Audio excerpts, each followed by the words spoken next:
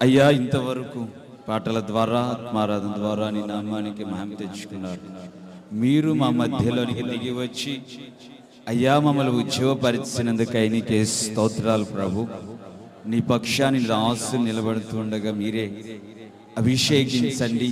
నీ సిలువ సడిని మరుగుపరిచి మీరు మాట్లాడండి ప్రభు. నీవు మాట్లాడితే మేము జీవిస్తాం కనుక, నీవు మాట్లాడితే మేము బ్రతుకుతాం కనుక, నీ మాట ద్వారా మా జీవితాలలో క్షేమము ఆశీర్వాదం కలుగునట్లుగా సహాయం చేయండి తండ్రి. నీ దాసుని నోటి నుండి వస్తున్న ఒక్కొక్క మాట మా జీవితాల్లో ఆశ్చర్య కార్యాలు జరుగునట్లుగా సహాయం చేయమంటూ యేసు నామమున ప్రార్థిస్తున్నాం తండ్రి, ఆమేన్.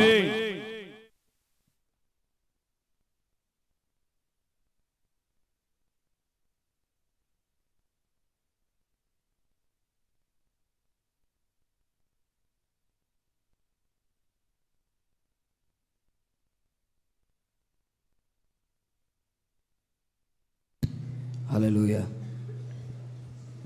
ప్రైజ్ ద లార్డ్, హల్లెలూయా.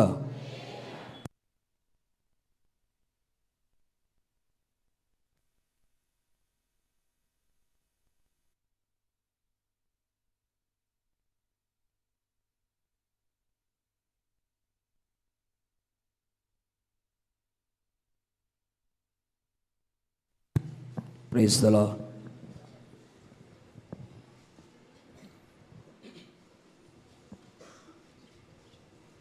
మన ప్రభు అయిన యేసుక్రీస్తు ప్రశస్త నామాన ఈ జనవరి మాసం చివరి పునరుత్థానపు ఆరాధనకి కూడి వచ్చిన పరిశుద్ధులైన మీ అందరికీ నా హృదయపూర్వకమైన ప్రేమ వందనాలు. అందరికీ వందనాలండి, స్తోత్రాలు. సంతోషంగా ఉన్న వాళ్ళందరూ రెండు చేతులు పైకి గట్టిగా హుషారుగా ఉజ్జీవంగా ఉత్సాహంగా హల్లెలూయా. చాలా మంచిది. ఈ విధంగా ఈ సంవత్సర ప్రారంభంలో మీతో కలిసి ప్రభుని స్తుతించే ఒక గొప్ప ధన్యతని ప్రభు నాకు అనుగ్రహించాడు. గత సంవత్సరం గుడారాల పండుగ సందర్భంలో మీ మధ్యలోకి రావడం జరిగింది. మరలా ఈ విధంగా ఈ సంవత్సరంలో కూడా ముందుగానే రావడానికి ప్రభు సహాయం చేశాడు.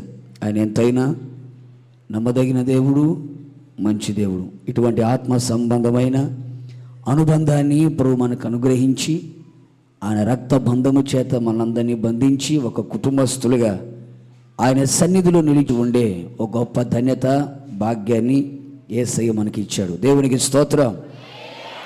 గత దినాన యవనస్తుల ప్రార్థన కూడిక గోరంట్లలో జరిగింది.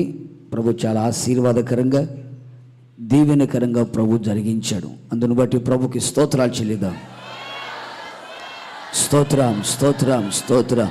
అనేక మంది యవనస్తుల జీవితాల్లో ప్రభు చేసిన కార్యాల కొరకు స్తోత్రాలు చెల్లిద్దాం. స్తోత్రం, స్తోత్రం, స్తోత్రం. మనందరికీ బాగా పరిచయమైన ఒక వాక్యాన్ని మీ అందరికి బాగా తెలుసు. ఆ వాక్యాన్ని మనం చదువుదాం. ఇర్మియా ప్రవచన గ్రంథం 33వ అధ్యాయం 3వ వాక్యం మనం చదువుదాం. ఇర్మియా ప్రవచన గ్రంథం 33వ అధ్యాయం 3వ వాక్యం. నాకు మర్రపెట్టుము, నేను నీకు ఉత్తరమిచ్చేదను. తల పైకెత్తండి. ఇప్పుడు మనం చదువుకున్న ఒక మాట స్వయాన దేవాతి దేవుడైన యెహోవా ఇర్మియాతో మాట్లాడుతున్న ఒక మాట. కన్నీటి ప్రవక్తగా తన ప్రజల కొరకు తన కన్నులను కన్నీటి ఊటగాను తన తలను జలమయముగా చేసుకున్న బైబిల్ చరిత్రలోనే కన్నీటి ప్రవక్తగా నిలిచిన ఇర్మియా శత్రువుల ద్వారా పట్టబడి చెరసాలలో వేయబడి ఉన్నాడు. ఆ చెరసాలలో వేయబడిన ఇర్మియాకి రెండవసారిగా యెహోవా వాక్కు ప్రత్యక్షమైంది. డైరెక్ట్గా ఇర్మియాతో ప్రభు మాట్లాడుతున్నాడు. ఇర్మియా, నాకు మొర్రపెట్టుము, నేను నీకు ఉత్తరం ఇస్తాను. దేవునికి స్తోత్ర. గడియబడి హల్లెలూయా. నాకు మొర్రపెట్టు, నేను నీకు ఉత్తరం ఇస్తాను అని ఇర్మియాతో చాలా స్పష్టంగా ముఖాముఖిగా దేవుని యొక్క వాక్కు ప్రత్యక్షమైంది. ఒక రకంగా చెప్పాలంటే ఇది ఒక వాగ్దానం. ఆ రోజున ఇర్మియాతో దేవుడు వాగ్దానం చేశాడు. ఈ రోజున నీతో, నాతో, మనందరితో ఆయన వాగ్దానం చేస్తున్నాడు. నీవు నాకు మొర్రపెట్టు, నేను నీకు ఉత్తరం ఇస్తాను. నేను ఆరాధిస్తున్న యేసయ్య ఎవరయ్యా అంటే ఆయన వాగ్దానము చేసిన వాడు, నమ్మదగిన వాడు. మాట ఇచ్చి మాట మార్చుకునేవాడు కాదు. మాట ఇచ్చి మాట వెనక్కి తీసుకునేవాడు కాదు. మాట ఇచ్చి మాట తప్పేవాడు కానే కాదు. మాట ఇచ్చాడు అంటే ఆ మాట నెరవేర్చడానికి ఆయన సర్వశక్తి కలిగిన దేవుడు అని చెబుతున్న మాట. ఇర్మియా, నీవు నాకు మొరపెట్టు. ఎవరికి మొరపెట్టినా ప్రయోజనం లేదు, ఎవరి దగ్గరికి వెళ్ళి బ్రతిమిలాడినా ప్రయోజనం లేదు. నీవు నాకు మొర్రపెట్టగలిగితే పరలోకము నుండి నేను నీకు జవాబును ఇవ్వగలిగిన దేవుడను.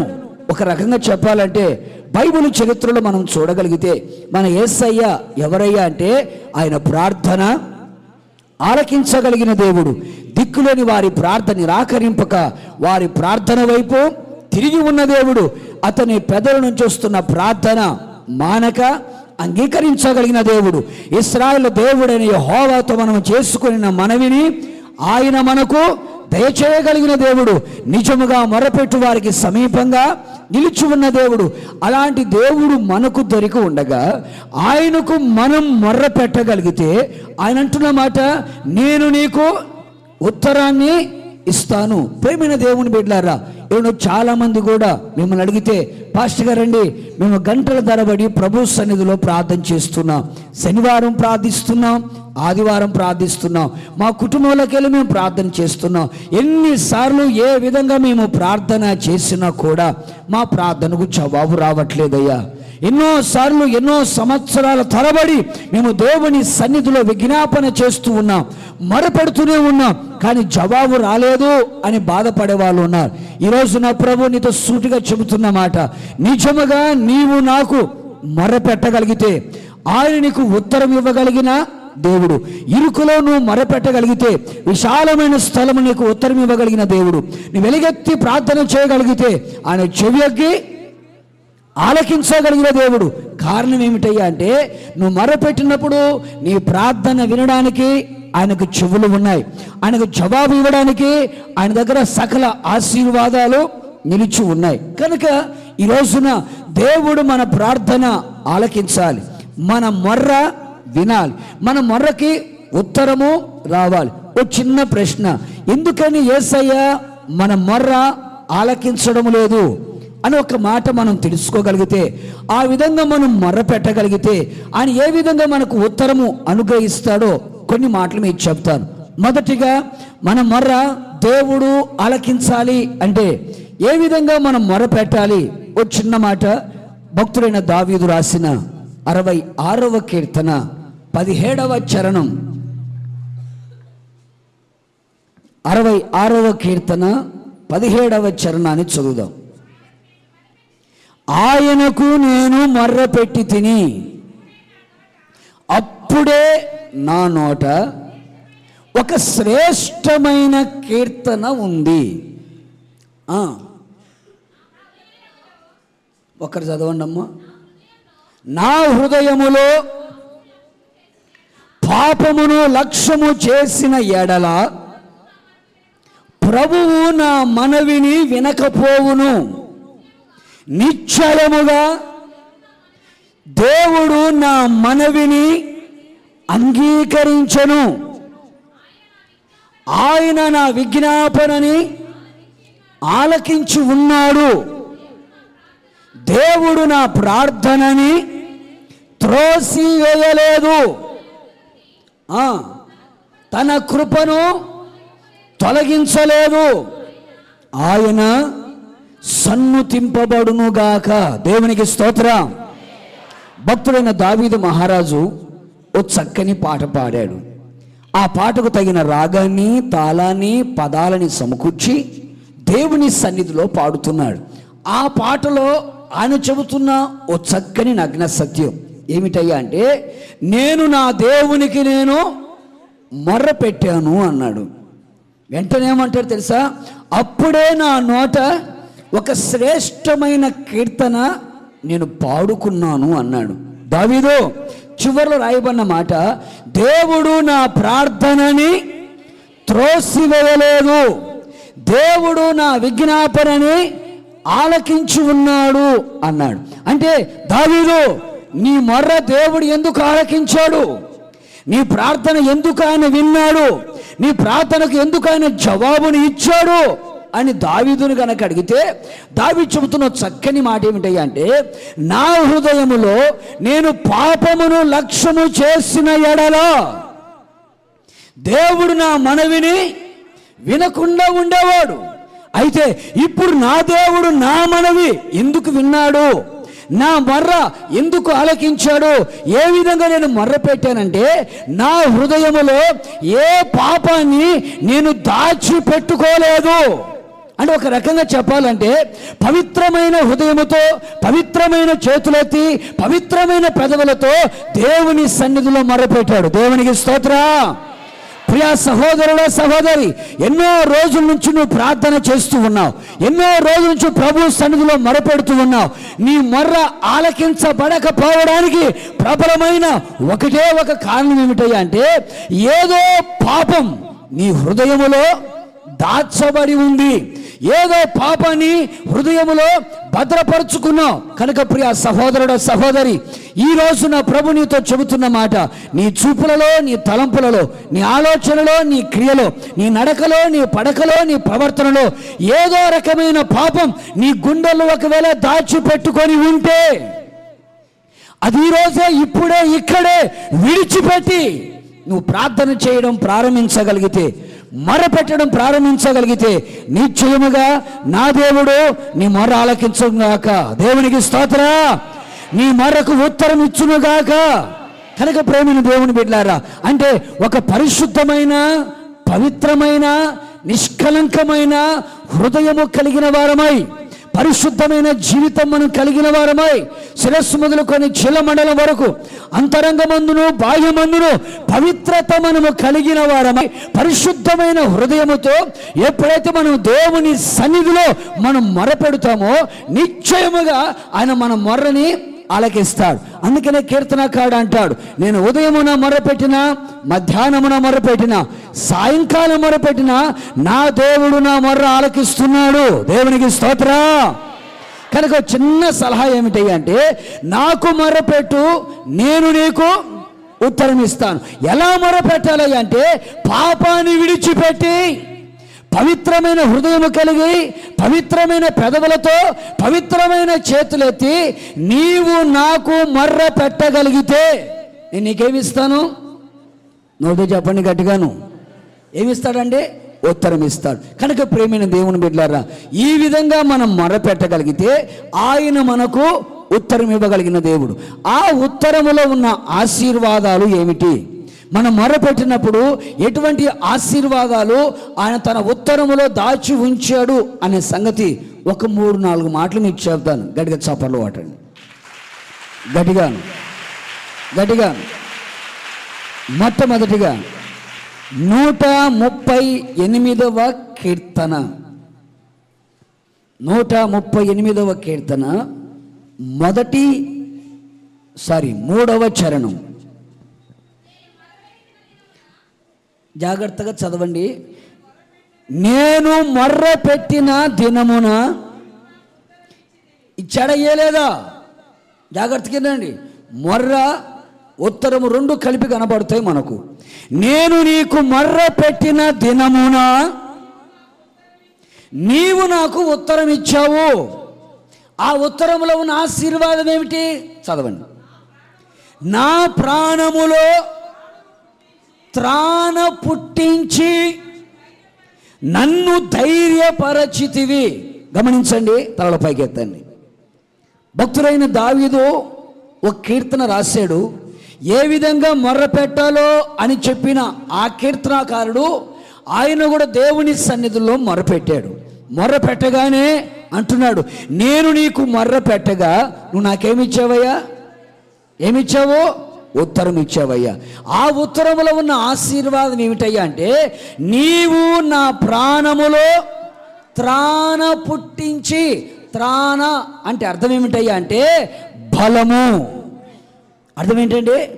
నా ప్రాణములో బలాన్ని నువ్వు పుట్టించావు, నన్ను ధైర్యపరిచావయ్యా అని చక్కగా పాడుకుంటున్నాడు పాట. ప్రేమైన దేవుని బిడ్డలారా, ఈ సంవత్సరం ప్రారంభంలోనే ఈ మాసముల చివరి ఆరాధనలో ప్రభు నీతో చెబుతున్న మాట, దావీదు మొర్రపెట్టినట్లుగా నీవు కూడా మొర్రపెట్టగలిగితే ఆయన నీకు ఉత్తరం ఇస్తాడు. ఆ ఉత్తరంలో నీ కలిగే ఆశీర్వాదం ఏమిటయ్యా అంటే, నీ ప్రాణములో ఆయన బలమును పుట్టించి నిన్ను ధైర్యపరచబోతున్నాడు. దేవునికి స్తోత్రం. అంటే దావీదు ఏ సందర్భంలో మొరపెట్టి ఉన్నాడు అంటే, తన ఆత్మీయ జీవితంలో బలహీనుడిగా మార్చబడ్డాడు. నమ్ముకున్న వాళ్ళే మోసం చేశారు, ప్రాణ స్నేహితులే పగబట్టారు, చివరికి తోడబుట్టిన వాళ్ళే తనకు విరోధంగా ప్రవర్తించారు. కుమార్తెనిచ్చి పెళ్లి చేసిన మామే భోజనానికి పిలిచి చంపడానికి ప్రయత్నము చేశాడు. తన స్నేహితులే తనతో తిరుగుతూ తన ప్రక్కలో ఉంటూ బల్లెపోటుగా నిలిచిపోయారు.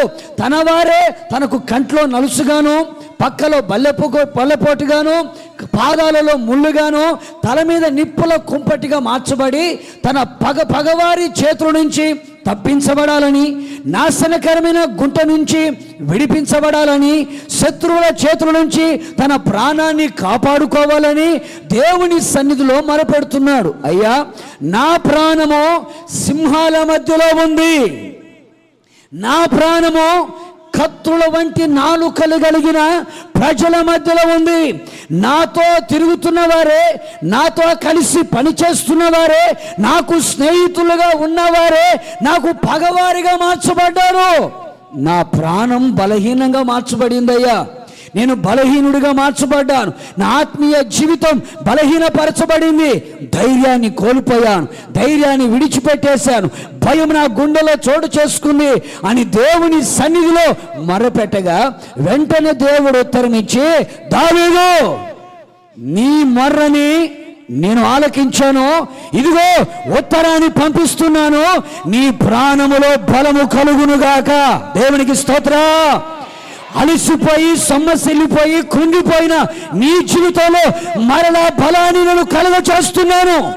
ఏ విషయం నీకు భయాన్ని పుట్టించిందో, ఏ సమస్య నీ ధైర్యము చెడిపోయేటట్లు చేసిందో, ఏ రోగం నీకు కన్నీళ్లు పుట్టించిందో, ఏ శత్రువుల బెడద నిన్ను కృంగ తీసిందో, నేను నీ ప్రక్కన చేరి నీ వెన్ను తట్టి నీ చెయ్యి పట్టి మరొకసారి నిన్ను ధైర్యపరచబోతున్నాను. దేవునికి స్తోత్రం. అందుకే ఈ సంవత్సర ప్రారంభంలోనే దేవుడు మనకు వాగ్దానం ఇచ్చాడు, ధైర్యము తెచ్చుకొనుము, నేను నీకు తోడై ఉన్నాను. మరొకసారి ప్రభు చెబుతున్నాడు, ఆయనకు మనం మొరపెట్టగలిగితే ఉత్తరం ఇచ్చిన దేవుడు చెబుతున్న మాట, నీకు బలాన్ని కలుగు చేసి నిన్ను బలపరిచి మరొకసారి నిన్ను ధైర్యపరచాలని ఆయన కోరుకుంటున్నాడు. బైబిల్ చరిత్రలో మనం గమనించి చూడగలిగితే నాకు తెలిసిన ఓ పాస్టర్ గారు ఒక ఆయన ఉన్నాడు. ఆ పాస్టర్ గారి దగ్గర ఒక బ్రదర్ కూడా ఉన్నాడు. ఆ పాస్టర్ గారు ఒక రోజున పోస్ట్ మ్యాన్ వచ్చాడు, ఒక కవర్ ఇచ్చాడు. వెంటనే పాస్టర్ గారు అనుకున్నాడు, మనం స్థలం కొనాలనుకున్నాం కదా, మందిరం కట్టాలనుకున్నాం కదా, అందుకని దేవుడు ఎవరినో పంపించినట్టుగా ఉన్నాడు, ఓ చెక్ బుక్ని ఈ కవర్లో పెట్టి పంపించినట్టుగా ఉన్నాడు. ప్రభువానికి స్తోత్రం, హల్లెలూయా హల్లెలూయా అనుకొని ఆ కవర్ చెప్పాడు. దాంట్లో చెక్ ఏమీ లేదండి, ఒక కాగితం ఉంది. ఆ కాగితంలో కొన్ని మాటలు రాసి ఉన్నాయి. ఏమని రాసినా తెలుసా? ఓ ఏలియా పాస్టర్, మా బయలు ప్రవక్తలందరినీ 400 మందిని ఒక్కడివే కత్తివాత చేత అందరినీ సమూల నిర్మూలన చేసి బయలు దేవత కాదని, నీ దేవుడే నిజమైన దేవుడని నీవు నిరూపించుకున్నావు కదా. నా దగ్గర ఉన్న 400 మంది బయలు ప్రవక్తలని ఏ విధంగా అయితే కత్తి వాత చేత హతమార్చి ఉన్నావో, రేపటి సాయంకాలము లోపల వాళ్ళ వలె నువ్వు కూడా ఆ విధంగా అవడానికి సిద్ధంగా ఉండు. ఇంతే సంగతులు ఇట్లో యజబేలు. ఒక ఉత్తరం వచ్చిందండి. ఆ ఉత్తరం చూసుకున్నాడు, గడగడ గడగడ వణికిపోతున్నాడు. ఉత్తరం చదువుతున్నాడు, చెమట్లు పట్టిపోతున్నాయి. ఉత్తరం చదువుతున్నాడు, కళ్ళలో నీళ్లు తిరుగుతున్నాయి. ఉత్తరం చదువుతున్నాడు, బీపీ డౌన్ అయిపోయింది.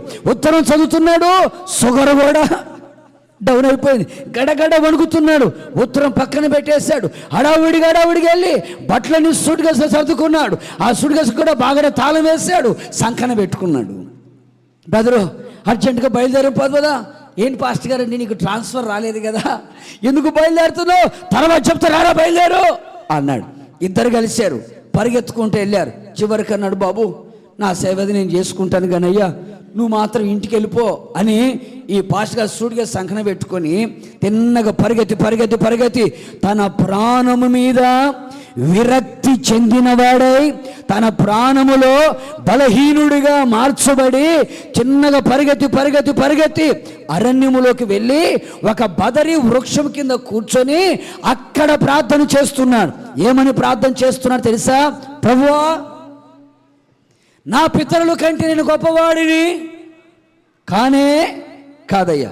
అబ్రహాం కంటే గొప్పవాడిని కాదు, ఇస్సాకు కంటే గొప్పవాడిని కాదు, యాకోబు కంటే గొప్పవాడిని కాదు, అలాగే మోషే కంటే యోసేపు కంటే గొప్పవాడిని కాదు ప్రభువా అన్నాడు.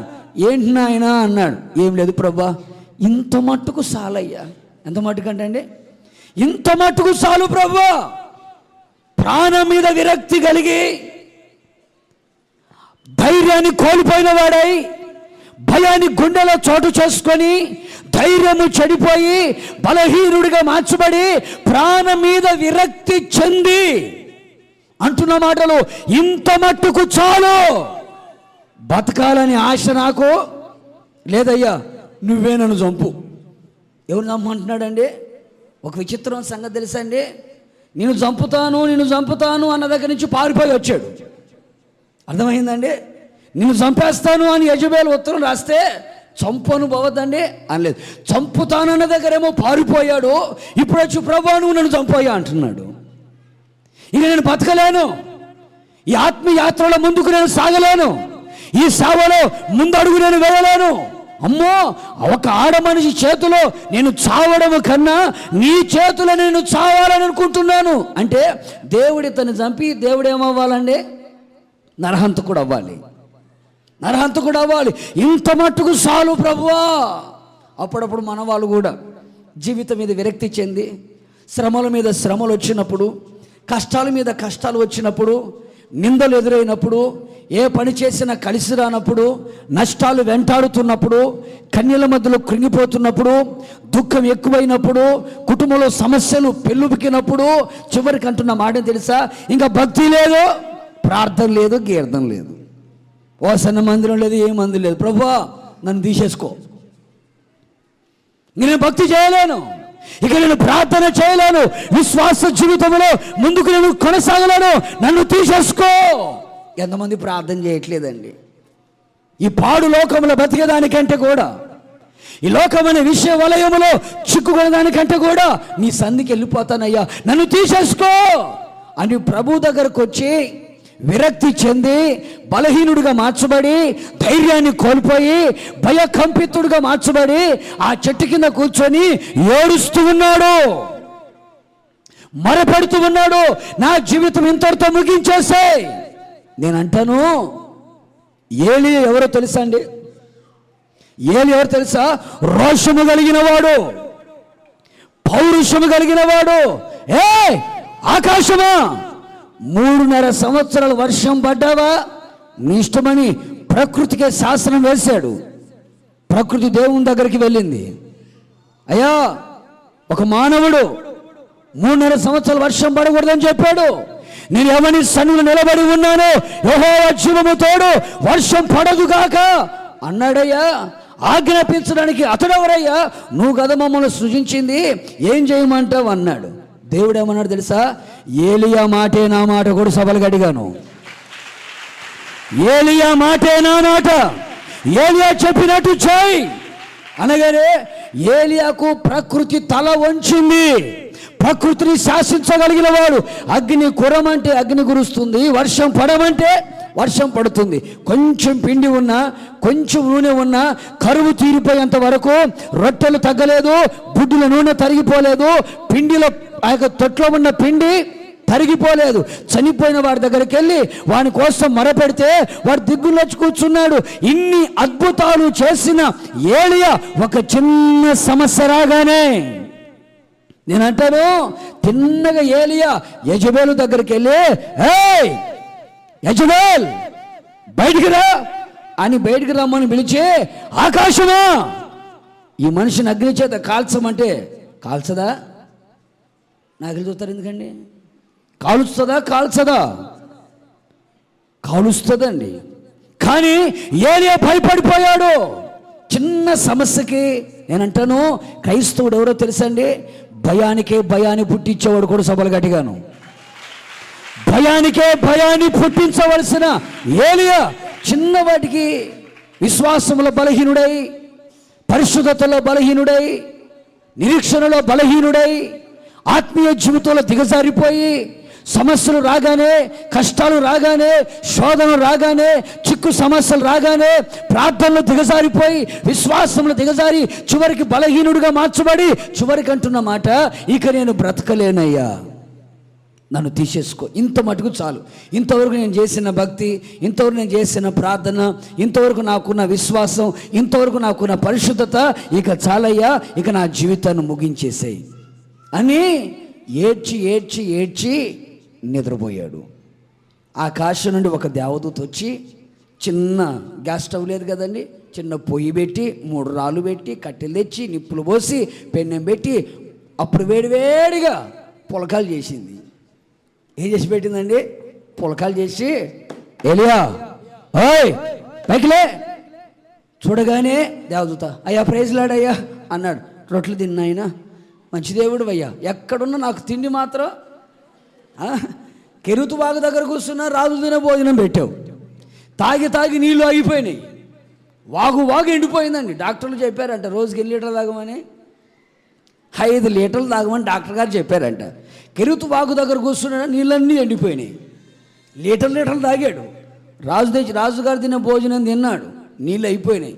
విధవరాలు ఇంటికి వెళ్ళాడు, 3.5 సంవత్సరాలు ఒకటే బ్రాండు రొట్టెలు తిన్నాడు. మళ్ళీ ఇడికొచ్చి కూర్చోగాని ఇక్కడ కూడా మళ్ళీ ఏం పెట్టాడండి? దేవదూతలు తీసుకొచ్చి కాకులు పెట్టారు, విధవరాలు పెట్టింది. ఇప్పుడు ఎవరు పెడుతున్నారండి? దేవదూతలు పెట్టాడు. వెరీ గుడ్ అన్నాడు, పులకాలు తిన్నాడు, మళ్ళీ పడుకున్నాడు. మరలా వచ్చి, ఏలియా పైకిలే, మళ్ళా తిను, మళ్ళీ 2వ తిన్నాడు. మళ్ళా తిని బైబిల్ రాయబడిన మాట, ఆ భోజన బలము చేత 40 రాత్రింబగలు నడిచాడు. దేవునికి స్తోత్రం. తన ప్రాణములో బలం, తన ప్రాణములో శక్తి, తన జీవితంలో ధైర్యాన్ని పొందుకొని, ఏలియా నువ్వు బయలుదేరు, నీ మీద నాకు చాలా ఆలోచనలు ఉన్నాయి, నీ మీద నాకు చాలా ఉద్దేశాలు ఉన్నాయి, ఇన్ని ఆలోచనలు, ఇన్ని తలంపులు నీ మీద నేను ఉంచి పెడితే మధ్యాంతరంగా నీ జీవితాన్ని ముగించాలని కోరుకుంటావేంటి? ఎంతమంది రాజులను నువ్వు అభిషేకించాలి, ఎంతమంది పాస్టర్లని నువ్వు అభిషేకించాలి, నీ ద్వారా గొప్ప కార్యాలు జరగాలి. అప్పుడే నీ జీవితాన్ని ముగిస్తే ఎట్లాగా? ప్రేమైన దేవుని బిడ్డలారా, ఇక్కడ కూర్చున్నటువంటి ప్రతి ఒక్కరి మీద నా దేవునికి ఒక ప్రత్యేకమైన ఉద్దేశాలు ఉన్నాయి. దేవునికి స్తోత్రం.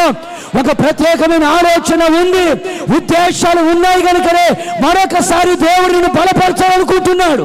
ఉద్దేశాలు ఉన్నాయి కనుకనే మరొకసారి ప్రభువుని ధైర్యపరచాలనుకుంటున్నాడు. ఏలియా ఎందుకు కృంగిపోతున్నావు? ఎందుకు అలసిపోతున్నావు? ఎందుకు సమస్యలు పోతున్నావు? ఎందుకు నీ ప్రాణములో బలహీనుడిగా మార్చబడ్డావు? ఎందుకు విశ్వాసములో సమస్యలు పోయావు? ఎందుకు పరిశుద్ధతలో నీరసిల్లిపోయావు? ఎందుకు ప్రార్థనలో దిగజారిపోయావు? లే, భోజనం చేయి. 40 రాత్రింబగల్లో నాన్ స్టాప్ వాకింగ్. దేవునికి స్తోత్ర. 40 రోజులు నాన్ స్టాప్ నడుస్తూనే ఉన్నాడండి. తిన్నది 2 సార్లు, నడిచింది ఎన్ని రోజులు అండి? గట్టి చెప్పండి అమ్మా. 40 రోజులు అలుపు సొలుపు లేకుండా. అందుకని బైబిల్ అంటుంది, యెహోవా కొరకు ఎదురు చూచువారు నూతన బలాన్ని పొందుకుంటారు, పక్షి రాజుల వలె రెక్కలు జాపి పైకి ఎగురుతారు, అలసిపోకుండా పరిగెత్తారు, సమస్యలిపోకుండా నడిచిపోతారు. తన ప్రాణములు ఎప్పుడైతే బలము కలిగిందో, ధైర్యం ఎప్పుడైతే వచ్చిందో, ఇప్పుడు 40 రోజులు ఒకేసారి నడుచుకుంటూ వెళ్ళి దేవుని స్వరాన్ని విని రాజులను అభిషేకించి ప్రవక్తలను అభిషేకించాడు. దేవునికి స్తోత్ర. ప్రేమైన సహోదరి సహోదరులారా, ఒకవేళ నీ ఆత్మీయ జీవితంలో కూడా నీకు కూడా కలిగిన ప్రతి విధమైన పరిస్థితులను బట్టి అలసిపోయి సమస్యలపై ఆత్మీయ జీవితంలో దిగజారిపోయి కృంగిపోయిన అనుభవాల మధ్యలో ఒకవేళ నువ్వు ఉన్నావేమో, ప్రభు అంటాడు, నీవు నాకు మొరపెట్టు, నేను నీకు ఉత్తరం ఇస్తాను, నీ ప్రాణములో బలాన్ని కలుగ చేస్తాను, నేను వెన్ను తట్టి నీకు ధైర్యాన్ని కలుగ చేసి మరొక నూతనమైన ఆలోచన కలుగ చేసి నీ మీద నాకున్న తలుపులు నెరవేరుస్తాను. దేవునికి స్తోత్ర. హల్లెలూయా. కనుక ప్రియ సహోదరుడ సహోదరి, మొదటిగా ఆయనకు మనం మొరపెట్టగలిగితే ఆయన మనకు ఉత్తరం ఇచ్చిన దేవుడు ఈ కార్యాన్ని మన జీవితంలో చేస్తాడు. రెండవ సంగతి, యెషయా ప్రవచన గ్రంథం 58వ అధ్యాయం 9వ వాక్యాన్ని అలాగే 8వ వాక్యాన్ని చదువుదాం. అప్పుడు నీవు హలో అని పిలవగా, నీవు మర్ర పెట్టగా ఆయన అంటాడు, నేను ఉన్నాను. దేవునికి స్తోత్ర. హలో. చాలాసార్లు మీరు కూడా అప్పుడప్పుడు ఫోన్ చేస్తారు, హలో అని ఫోన్ చేయగానే మీరు ప్రయత్నిస్తున్న గ్రాహకులు ప్రస్తుతం అందుబాటులో లేరంటది. కొన్నిసార్లు ఫోన్ చేస్తే మీరు ప్రయత్నిస్తున్న వారు స్విచ్డ్ ఆఫ్ అంటది. కొన్నిసార్లు చేస్తే బ్యాలెన్స్ లేదు అని చెప్పేస్తుంది. కానీ నువ్వు ప్రభు గనుక మొరపెడితే వెంటనే ఉత్తరం ఏమొస్తుంది తెలుసా? నేను ఉన్నాను. కొన్ని సభలు అడిగాను, అది చెప్పండి, నేను ఉన్నాను. ఎందుకున్నాను? ఆ మాట మనం చూడగలిగితే, నీవు నన్ను పిలువగా, ఏంటంటే యేసయ్యా అని ఒక్కసారి ఆయన పిలిస్తే ఆయన ఉత్తరం ఇచ్చి ఏమంటాడు తెలుసా? నేనున్నాను నా కుమారుడా, నేనున్నాను నా కుమార్తె, నేనున్నాను. ఆ అధ్యాయం అంతా మీరు చదవగలిగితే ఏ సందర్భంలో ఆ వాక్యం రాయబడిందో మనం చూడగలుగుతాం. ఒకసారి 8వ వాక్యాన్ని కూడా చదవండి. నేను ఉన్నాను అగాగండి, నేను ఉన్నాను అని చెప్పిన దేవుడు ఆ ఉత్తరములో ఉన్న ఆశీర్వాదం ఏమిటి? 8వ వాక్యం.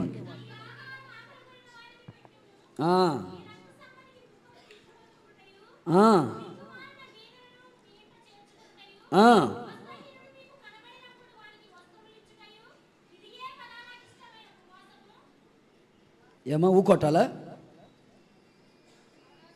అలాగున నీవు చేసిన ఎడల నీ వెలుగు వేకువ చుక్క వలె ఉదయించును, స్వస్థత నీకు శీఘ్రముగా లభించును. గొడుసబలుగా అడిగాను. ఈ వాక్యాలు మీరు చూడగలిగితే, కింద పైన కొంచెం మీరు చదవగలిగితే, 9వ వాక్యం రాయబడిన మాట, యేసయ్యని నువ్వు పిలిచావు, మొరపెట్టావు, ఆయన నీకేమిచ్చాడు? ఉత్తరము ఇచ్చాడు. నీవు మొర్రపెట్టగా ఆయన అంటాడు, నేను ఉన్నాను అని చెప్పి నీకు స్వస్థతను కలుగు చేస్తాడు. దేవునికి స్తోత్ర. నువ్వు ఏ రోగాల మధ్యలో ఉన్నావో నాకు తెలియదు. అది చెప్పుకునే రోగమైనా, చెప్పుకోలేని రోగమైనా, చిన్న రోగమైనా, పెద్ద రోగమైనా, కనపడే రోగమైనా, కనపడని రోగమైన, డాక్టర్లకు అర్థం కాని రోగమైన, నాటు మందులు ఇంగ్లీష్ మందులు వాడినా తగ్గని రోగమైన, అలాగే సమాధి దగ్గరికి వెళ్ళి మట్టి తెచ్చుకొని తిన్నా రోగము తగ్గని పరిస్థితులు ఉన్నా, నువ్వు ఏ రోగాల మధ్యలో ఉన్నావో నాకు తెలియదు. అది ఆత్మకు పట్టిన రోగమే అయినా, శరీరాన్ని పట్టిన రోగమైన, ఏ రోగములలో ఉండి యేసయ్యా అని ఆయనకు నువ్వు మొర్రపెట్టగలిగితే ఆయన ఉత్తరం ఇచ్చేయమంటాడు, నేనున్నాను అని చెప్పి నేను స్వస్థపరచబోతున్నాడు. దేవునికి స్తోత్ర. నీకు ఆరోగ్యాన్ని ఇవ్వబోతూ ఉన్నాడు.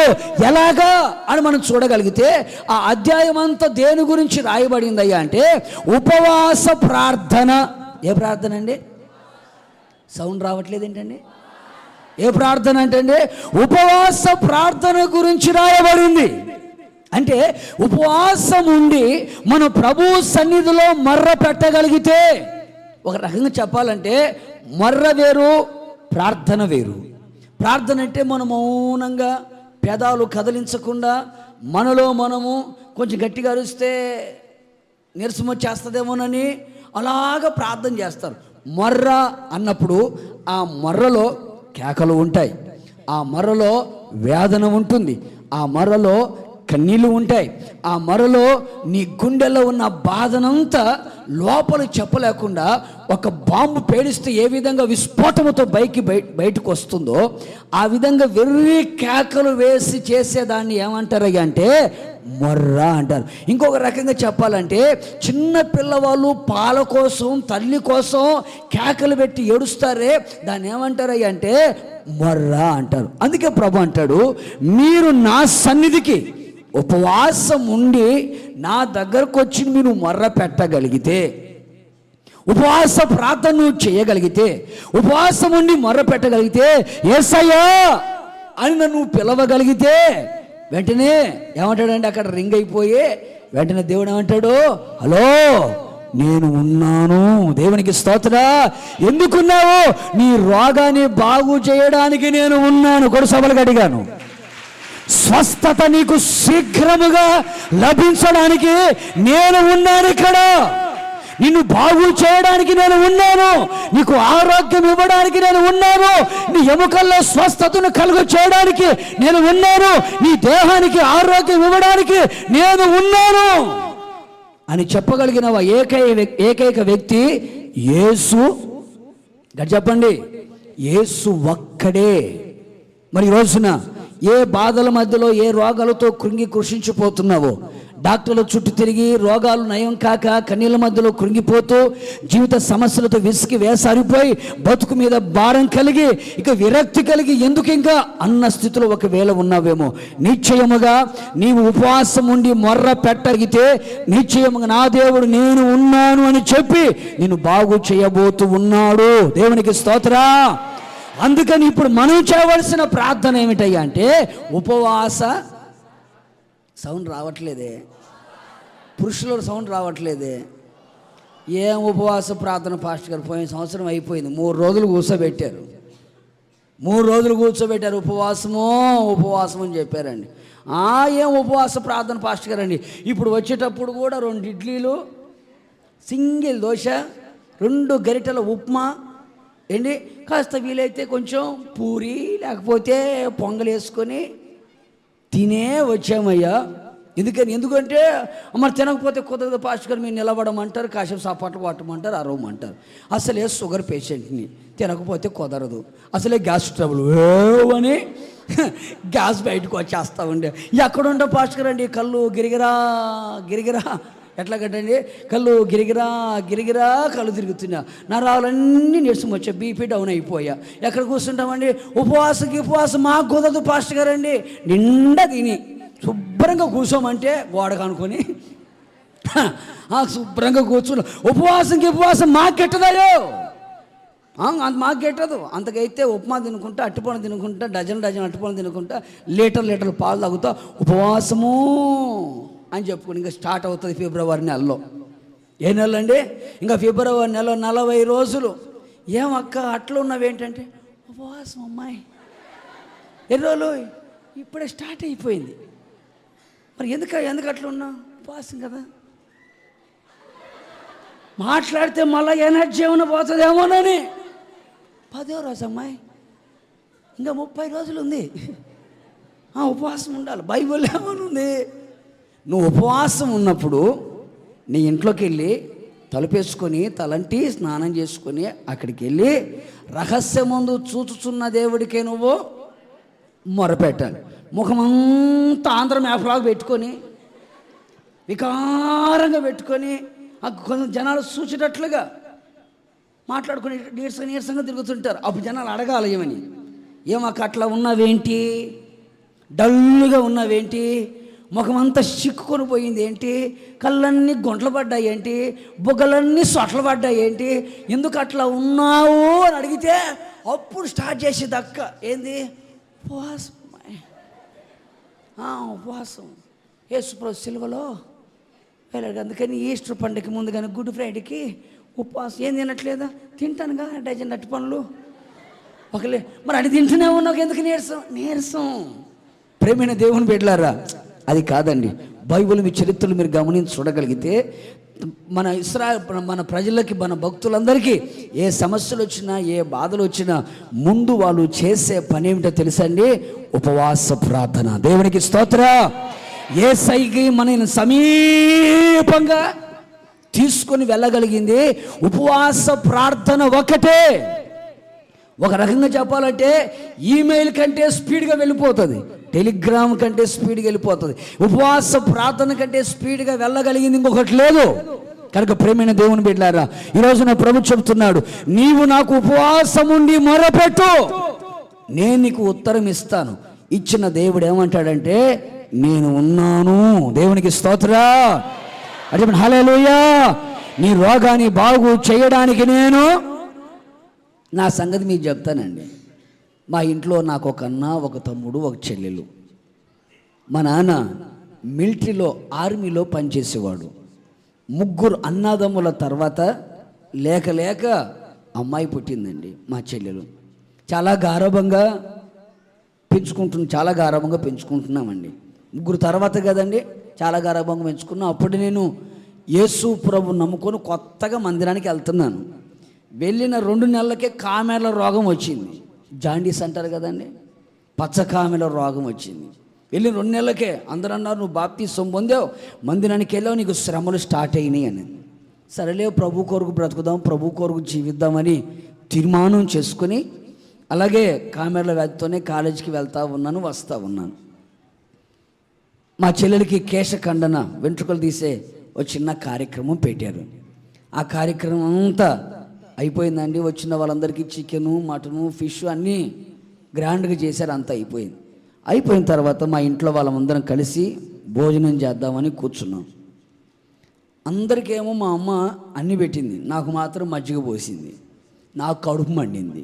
ఏమా నీ కడుపు నేను పుట్టానా లేదా అని అడిగాను. ఏమన్నా అంత మాట అన్నావేంట్రా అనింది. అందరికేమో అన్నీ పెట్టావు, నాకేమో మజ్జిగ పోసావు. ఎందుకని? నాయనా, నీకు కామెర్ల రోగం వచ్చింది కదా, నీచు తగిలితే నాన్ వెజ్ తింటే అడ్రస్ లేకుండా పోతావు నాయనా. అందుకని కొంతకాలం పథ్యం ఏముండాలండి, కొంతకాలం పథ్యం ఉండు బాబు, ఆ తర్వాత రోజు చికెన్ పెడతాను అయ్యా నింది. నాకేమో అప్పుడు ఇంచుమించుగా 17 సంవత్సరాల వయసు. బాధ అనిపించింది. సరే అని చెప్పేసి మజ్జిగన్నం ఎంతవరకు తాగుతామండి, తాగేసి మా డాబా ఉంటే డాబా మీదకి వెళ్ళి పడుకున్నాను. నిద్ర పట్టిద్దా? కడుపులో గుర్రాలు పరిగెత్తున్నాయి. ఏది ఏమైనా సరే తిందామని కిందికి వెళ్ళాను. అందరూ వాడిపోయిన గోంగూరలాగా అందరూ పడిపోయారు. నేను ఒక్కరిని లోపలికి వెళ్ళానండి. వంట రూమ్లోకి వెళ్ళాను, కిచెన్ గదిలోకి వెళ్ళాను. నాకు కావలసింది మొత్తం తిన్నాను. ఏదైతే మా అమ్మ తినొద్దు అని చెప్పిందో అవన్నీ తిని శుభ్రంగా వెళ్ళి డాబా మీద పడుకున్నానండి. తెల్లారు లేచి వంట పాత్రలు శుభ్రం చేసుకోవాలి కదండి. మా అమ్మ వెళ్ళింది. చూస్తే కొంచెం పిల్లి వచ్చి తిని మూత పెట్టిపోయిద్దా? పెట్టదు కదండి, వాడే తినింటాడు. రాత్రి పెట్టలేదు కదా, వాడే తినింటాడు. ఇంక నా కొడుకు నాకు దక్కలేదు అని కింది నుంచి ఏడ్చుకుంటూ స్టార్ట్ చేసింది. పోయాడు నా బంగారు కొండ. బతుకున్నప్పుడేం ఏమనలేదు, కానీ సచ్చాడని ఇప్పుడేమంటుంది, నా బంగారు కొండ, ముత్యాల కొండ, ఆ కొండ, ఈ కొండ అనుకుంటూ స్టార్ట్ చేసింది. ఏడ్చుకుంటూ, ఎందుకని ఏడ్చుకుంటా డాబా మీదకి వచ్చి, నేను డాబా మీద నిద్రపోతా, నా దుప్పటి పట్టుకుని లాగుతుంది. పోయావయ్యా, అప్పుడే తినొద్దు అని చెప్పాను, తిన్నావు కదా అయ్యా. అప్పుడు నేనేమనుకున్నాను, ఇది కళ ఏమనుకుంటున్నాను నేను కళ అనుకుంటున్నాను ఇదంతా. లాగుతా ఉంటే నన్ను కాదులే అనుకొని ఆమె ముసుకేసుకొని, ఇంకా ఆడోళ్ళు ఏడుపు అంటే మామూలుగా ఉండదు కదండి. ముసుగు కింది దించుతారు, వాళ్ళు ఏడ్చేది అర్థం కాదు, చీదేది అర్థం కాదు, ముసుగు మాత్రం కిందికి దించేస్తారు. ఇంకా దుప్పట్లు లాగుతుంది. నేను కళ్ళ అనుకొని ఇదేంద్ర ఎవరు నన్ను కదిలిస్తున్నట్టుగా ఉన్నారని దిగ్గులేసి నేను కూర్చున్నానండి. ఎరా నువ్వు సావలేదా అనింది. నేను చావడం ఏంటమ్మా, తిన్నది నువ్వే కదా, నేనే తిన్నాను, మరి ఎందుకు చావలేదు అన్నది. నేను నేను చావను, నేను సజీవుడనే నా యేసయ్య క్రియలు వివరించాలి. కొరసబలిగా అడిగాను. ఒకవేళ గనక ఆ రోజు గనక నేను చచ్చి ఉంటే, ఈరోజు మీకు ఎవరు వాక్యం చెప్తారండి? అందుకే ప్రభు నన్ను చంపలేదండి. నేను ఒకటే ఒక మాట అన్నాను, నేను సజీవుడనై నా యేసయ్య క్రియలను వివరించాలి, నా యేసయ్య కొరకు సాక్షిగా బ్రతకాలి. అంతకు ముందు మా అమ్మ అనింది, అయ్యా హాస్పిటల్కి వెళ్దాం పదయ్యా, చేతికి ఏదో వాచి వేస్తారంట, పసురు గుండ్లు వేయించుకుందామంటే ఒకటే ఒక మాట అన్నానండి, బ్రతికిస్తే యేసు ప్రభు కోసం బతుకుతా, ఒకవేళ ప్రభుని చంపేస్తే యేసయ్య కొరకు నేను చనిపోతాను అన్నాను. నాయన మనం నిన్నగాక మొన్న ప్రార్థనలో దిగాము నాయన, మనకంటే ముందు దిగిన వాళ్ళు హాస్పిటల్ చుట్టూ తిరుగుతున్నారు నాయన అనింది. ముందున్న సంగతి నాకు అనవసరం, వెనకున్న సంగతి నాకు అనవసరం. నాకు నా యేసయ్యకు మధ్యలో ఉన్న ఒక సంబంధం నాకు ఉంది కనుక ఆయనను బతికిస్తే నేను సేవ చేసుకుని వెళ్ళిపోతాను. ఒకవేళ చంపేశాడంటే అలాగే వెళ్ళిపోతాను, ముందే చెప్పాను నేను. అందుకని నా రోగం ఉన్నా సరే తినకూడదన్న సంగతి తెలిసినా కూడా తినకూడదు అన్నీ తిన్నానండి. అదేదో విచిత్రం నాకు తెలియదు కానండి, దేవుడు నన్ను చంపలేదండి. మమ్మ పట్టుకొని ఏడుస్తుంది, నువ్వు చావలేదయ్యా అనింది. నన్ను చచ్చిపోదాం అనుకుందేమో అమ్మ వాళ్ళ, కోరుకుందేమో నాకు తెలియదు. నువ్వు చావలేదా? నేను చావును, నా యేసయ్య కొరకు నేను సాక్షిగా బ్రతకాలి. దేవుడికి స్తోత్ర. అప్పటికే వాళ్ళంతా పసుపు రంగులోకి వచ్చేసిందండి. అట్లాగే కాలేజీకి వెళ్తా ఉన్నాను. మా కాలేజీ వాళ్ళు నన్ను చూసి హాస్పిటల్కి వెళ్ళమన్నారు, డాక్టర్లు చూపించుకోమన్నారు. నేను ఒకటే ఒక మాట అన్నాను, నా యేసు ప్రభు నన్ను బాగు చేస్తాడయ్యా అన్నాడు. పిచ్చోళ్ళలాగున్నావు నువ్వు, ఈ వయసులో భక్తి అని దిగుతున్నావేంటి అన్నాడు. మా బైబిల్లో రాయబడింది, బాల్య దినముల యందే సృష్టికర్తను స్మరణ తెచ్చుకోమందయ్యా. మీరైతే అంత అయిపోయిన తర్వాత సుకడాలు తీపించుకొని చేతుల కర్ర వచ్చి నడువులు వంగి మోకాలు చిప్పలు అరిగిపోయి నిద్రపాటకు కూర్చొని మీ వాళ్ళు భక్తి చేస్తారేమో కానీ క్రైస్తవుడు బాల్య దినముల యందే సృష్టికర్తను స్మరణ తెచ్చుకోవాలయ్యా, నా యేసయ్యను బాగు చేస్తాడు అన్నాను. చూద్దాములే అన్నాడు, చూస్తూ ఉండు అన్నాను. సవాల్ చేశాను. అట్లాగే ఏ రోజున మళ్ళా కాలేజీ మానుకుంటే యేసయ్యకు అవమానం కలుగుతుందేమోనని అదే రోగంలో నీరసం కలుగుతూ ఉన్నా, అలాగే కాలేజీకి వెళ్తున్నాను, ప్రార్థనా కూటాలకు వెళ్తున్నాను పాస్టర్ గారితో కలిసి, అలాగే వెళ్తున్నాను. వాళ్ళంతా పసుపు రంగులోకి వెళ్ళింది. ఒక రోజున ఉపవాసం ఉండి కన్నీళ్లు గాచి ప్రార్థన చేశాను. ఒక రాత్రి అలాగే ప్రార్థన చేసుకుని ఏడ్చి అలాగే పడిపోయాను. ఆ రాత్రి ఒక వెలుగు, ఆ వెలుగులో దేవుని యొక్క గాయపడిన హస్తం నాకు కనపడింది. హస్తం అలా వచ్చి నన్ను ముట్టిందండి. ఎప్పుడైతే అలా ముట్టిన వెంటనే ఎక్కలేని ఒక శక్తి, ఒక బలం నాలోకి వచ్చి పసుపు రంగంతా తొలగిపోయింది, నా రంగు నాకు వచ్చేసింది. దేవునికి స్తోత్ర. ఎక్కలేని హుషారు వచ్చి తెల్లవారే 6 గంటలకి కాలేజీకి బయలుదేరి వెళ్ళిపోయాను. నాకెళ్ళి యగాదిగా పైకి కిందికి చూస్తున్నాను. మా మాస్టర్ లెక్చరర్, ఆయేషో ఏ హాస్పిటల్కి వెళ్ళావు అన్నాను. పెద్ద హాస్పిటల్కి పోయాను. ఏం పేరు అన్నాడు. ఓసన్నా మందిరం అన్నాను. అవునా అన్నాడు. ఏ డాక్టర్ గారి దగ్గరికి వెళ్ళావు అన్నాడు. పెద్ద డాక్టర్ గారి దగ్గరికి వెళ్ళాను. ఎవరు ఆయన? యేసయ్యా అని చెప్పాను. అవునా అన్నాడు. ఏమందించాడు అన్నాడు. ఆయన గాయపడిన హస్తముతో నన్ను ముట్టాడు. నేను ఉన్నాను. దేవునికి స్తోత్రా. నిన్ను బాగు చేయడానికి నేను ఉన్నాను అని చెప్పి నాకు ఉత్తరం ఇచ్చి నన్ను బాగు చేశాడయ్యా ఆయన. వెంటనే అని చెప్తున్న మాట, మీ దేవుడు నిజమైన దేవుడిని ఒప్పుకున్నాడు ఆయన. దేవునికి స్తోత్రా. ఎందుకు మాటలు చెప్తున్నానంటే, మనం మొర్రపెట్టగా ఆయన మనకేమిస్తాడండి? ఉత్తరం ఇస్తాడు. ఆ ఉత్తరంలో ఆయన మనకు ధైర్యపరిచే ఒక మాట, నేను ఉన్నాను అని చెప్పి నీకు స్వస్థత శీఘ్రముగా. ఎలాగండి? నిదానంగా 6 వారాల తర్వాత 7 వారాల తర్వాత అన్నాడా?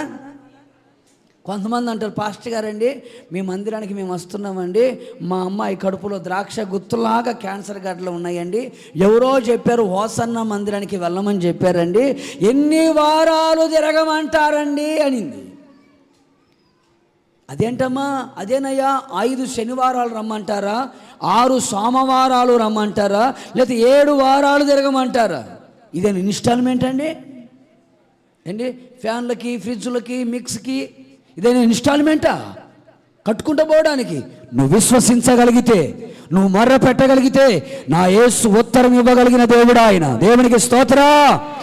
ఆయన తన గాయపడిన హస్తమును చాపి నిన్ను స్వస్థపరచగలిగిన దేవుడు. ఆయన గాయాలు స్వస్థతకి కేంద్రాలు. ఆయన పొందిన దెబ్బల చేత మీరు స్వస్థత నొందుతారు అని లేఖనాలు చెబుతూ ఉన్నాయి. ఆయన ఉమ్మిలో స్వస్థత, ఆయన వస్త్రపు చెంగులో స్వస్థత, ఆయన గాయాలలో స్వస్థత, ఆయన వాక్కులో స్వస్థత. అందుకే కీర్తనకారు అంటాడు, అయ్యో నేను నీకు మర్ర పెట్టగా నీవు నీ వాక్కును పంపి నన్ను స్వస్థత కలుగజేసావయ్యా. దేవునికి స్తోత్రం. ప్రియ సహోదరుడా సహోదరి, ఈరోజు నా ప్రభు నీతో చెబుతున్న మాట, నీవు ఆయనకు మర్ర పెట్టగలిగితే ఆయన నీకు ఉత్తరం ఇచ్చి స్వస్థత శీఘ్రముగా నీకు కలుగజేయునుగాక. నేను ఉన్నానని చెప్పిన దేవుడు చేయునుగాక. 3వ మాట చదవండి.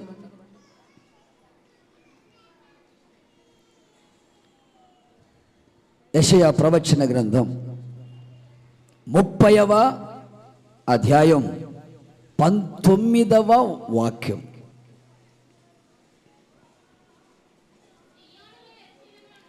సియోనులోను యెరూషలేములోను ఒక జనము కాపురం ఉంటుంది.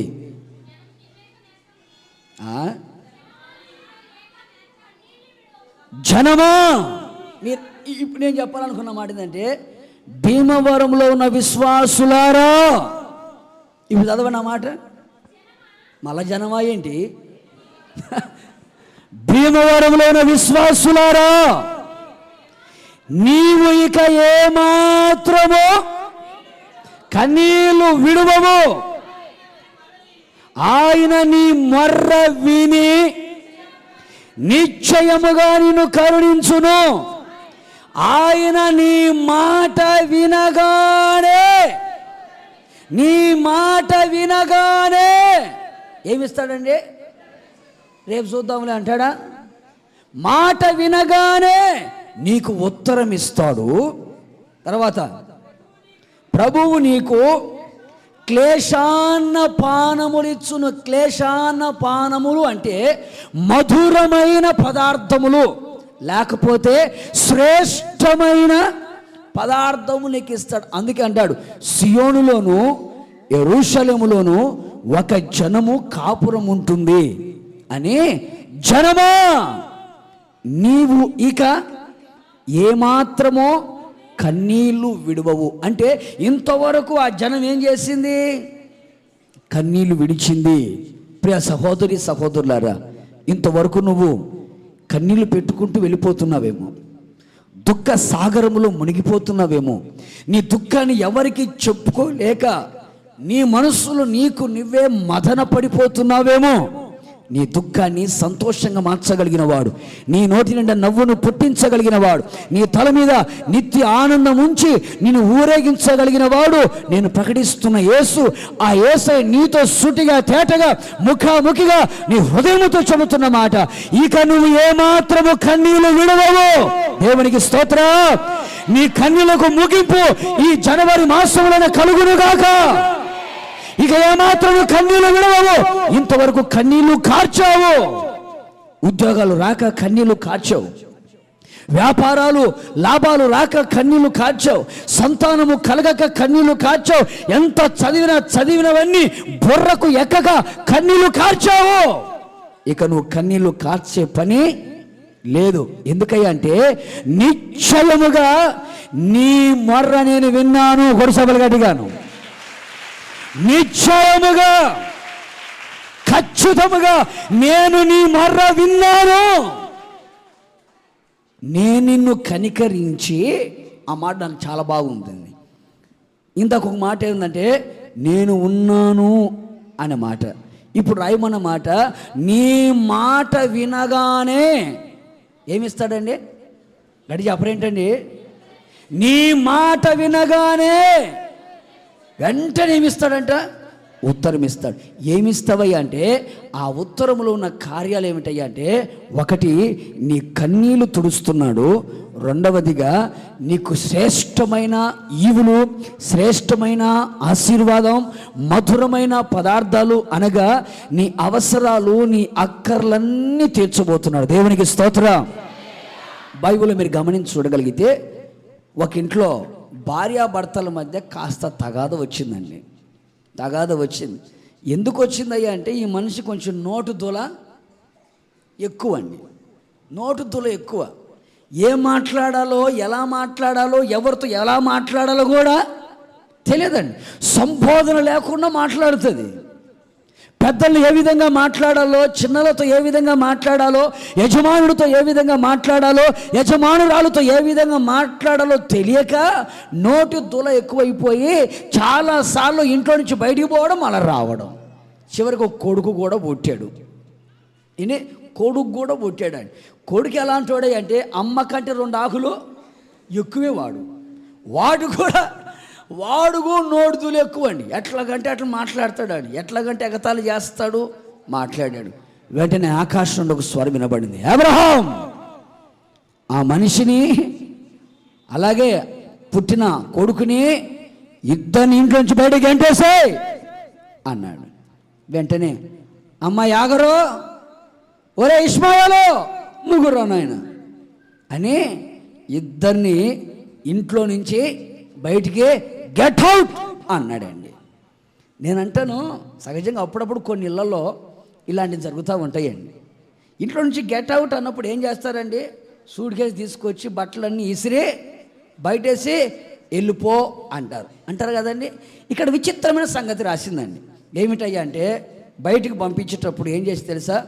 కుక్కర్ పెట్టి, అన్నం వండి, హాట్ బాక్సులు పెట్టి, వాటర్ బాటిల్ తీసుకొచ్చి వాటర్ బాటిల్ నిండా నీళ్ళు పోసి ఆమెకు తగిలిచ్చి గెట్ అవుట్ అమ్మా అన్నాడు. ఇంట్లో నుంచి బయటికి గెంటేసే పద్ధతి ఇదేనండి. భోజనం పెట్టాడు, నీళ్ళు ఇచ్చాడు, సంచి తగిలిచ్చాడు, వాడిని కూడా తీసుకొని సంకన పెట్టించి ఇప్పుడు పదమ్మా ఇంట్లో నుంచి బయటికి అని గెట్ అవుట్ అన్నాడండి. సరే, ఈ మనిషి ఇంట్లో నుంచి నన్ను బయటికి గెంటేశాడు కదా, ఈ ఇంట్లోనే నాకు స్థానం లేనప్పుడు ఈ హాట్ బాక్స్ నాకు ఎందుకు, ఈ వాటర్ బాటిల్ నాకు ఎందుకు అనుకున్నదా? గుడ్డేసావా? గుడ్డు మళ్ళా కోడి గుడ్డేసావా? అబ్బాయి గుడ్డు ఆమ్లెట్ వేసావా? పచ్చడి ఏమన్నా నంచుకోవడానికి ఏమన్నా వేసిందా? రొయ్యలు, పీతలు, చేపలు అన్నీ కలిపి పెట్టావు హాట్ బాక్స్లో? పెట్టానమ్మా. సర్లే తీసుకుని వెళ్ళిపోతలే అని సంచి తెలుసుకుని పోతుందండి. ఇంట్లో నుంచి బయటికి గెంటేసినప్పుడు, ఇంట్లో నాకు స్థానం లేనప్పుడు, భర్తను వద్దని పంపించినప్పుడు ఈ భోజనం నాకెందుకు, ఈ నీళ్ళు నాకెందుకు అని ఇసిరి కొట్టి పోవద్దా? అవి కూడా తీసుకొని వెళ్తున్నాళ్ళయ్యా. బయలుదేరి వెళ్ళిపోయిందండి. చెట్టు కింద కూర్చున్నారు, తల్లి కొడుకు ఇద్దరు కూర్చొని తిన్నారు. చాలా నాయన అని మూత పెట్టింది, మళ్ళీ ఏడ్చుకుంటుంది. ఏడవడం తినడం, ఏడవడం తినడం, ఏడవడం తినడం, ఏడ్చి తిని తాగి మొత్తం మీద హాట్ బాక్స్ ఖాళీ అయిపోయింది. వాటర్ బాటిల్ నీళ్ళన్నీ అయిపోయినాయి. మమ్మీ, చేపల కూర తిన్నట్టుంది, నూనె వస్తువులు కదండి, దాహం ఎక్కువ అయిపోయింది. మమ్మీ వాటర్ వాటర్ అంటున్నాడు. ఏమిటంటే గొంతు ఎండిపోతుంది, నాలుక ఆరిపోయి అంగిలికి అంటుకుంటుంది, కడుపులోని ప్రేవులను ఆరిపోతున్నాయి, నీళ్ళు కావాలి. వెంటనే ఆ తల్లి కన్న కడుపు కోత కదండి, ఆ ప్రేమతో కొడుకు కోసం అంతా వెతికింది. బొట్టు నీరు కూడా ఆమెకి దొరకలేదు. దొరకకపోగా వెతికి వెతికి వెతికి వెతికి బాధపడిపోయి చివరి కొడుకు దగ్గరికి వచ్చి అమ్మా అంటే లేకపోయేసరికి ఆ కొడుకుని తీసుకుని వెళ్ళి ఇస్సురి ముళ్ళ పొదలేసింది. రే సావు నువ్వు అనింది. అదేంటి? రే మనము బతకడానికి రాలేదు, చావడానికి మనం వచ్చాం. బతకడానికి మనం రాలేదు, చావడానికి వచ్చాం. ఇప్పుడు కనుక నువ్వు చస్తే నీ చావు చూచి నేను కూడా చస్తాను. ముందు నేను చచ్చాను అనుకో, నువ్వు బతికితే నిన్నెవరు చూస్తారా? ఎవరు చూస్తారు? కట్టుకున్నవాడే కాలయముడయ్యాడు, ఇంట్లో నుంచి బయటికి గెంటేశాడు, నా జీవితాన్ని నాశనం చేశాడు, నా జీవితాన్ని మోసం చేశాడు, నా బ్రతుకంతా నాశనం అయిపోయింది. ఒక రకంగా చెప్పాలంటే నువ్వు పుట్టక ముందు బాగానే ఉన్నా, నువ్వు పుట్టిన తర్వాత నాకు లేనిపోని సమస్యలు వచ్చాయి, నువ్వు చావు అని ముళ్ళ పదలు వేసి అలాంత దూరాన కూర్చొని ఏడుస్తుంది తల్లి. వాడు ఏడుపు మానేయగానే దగ్గరికి వెళ్ళి కదిలిస్తే మళ్ళీ ఏడుస్తున్నాడు, ఇంకా చావలేదు నువ్వు అని మళ్ళీ వెళ్ళి మళ్ళీ ఏడుస్తుంది. సడన్గా ఆకాశం నుంచి ఒక స్వరం నాడుతుంది, హాగరు, ఓయ్ హాగరు. ఇది ఎక్కడో విన్నట్టుగా ఉందే స్వరం అనుకుంటా ఉంది. ఒకప్పుడు నిండు చూలాలుగా ఉన్నప్పుడు ఇంట్లో నుంచి బయటికి పారిపోతున్న సమయంలో వినపడిన ఈ స్వరమే, చూచుచున్న దేవుడవు నువ్వే కదయ్యా, మరలా నన్ను చూచావా అని హాగరుతో మాట్లాడి హాగరుతో చెబుతున్న మాట, హాగరు, దేవుడు ఆ చిన్నవాని మర్ర విన్నాడు. కొడు సభలు గడిగాను, కొడు గడిగట్టు. దేవుడు ఆ చిన్నవాని మర్ర విన్నాడు. నీ కళ్ళ ఎదుటే నీటి ఊట ఉంది, క్లేశన్న పానములు ఉన్నాయి, మధురమైన పదార్థాలు అక్కడ ఉన్నాయి, నా కళ్ళ ముందు ఉన్నాయా? ఇప్పుడు ఇక్కడెక్కడే తిరుగుతున్నాను, ఆయన కనబడలేదే. కళ్ళను ముట్టాడు, ఒక జీవజలపు ఊట బయలుదేరింది. దేవునికి స్తోత్రం. ఆమె త్రాగింది, తన పిల్లవాడికి త్రాగించింది. ఇప్పుడు ఇద్దరు సంతోషంగా ఉన్నారు. దేవునికి స్తోత్రం.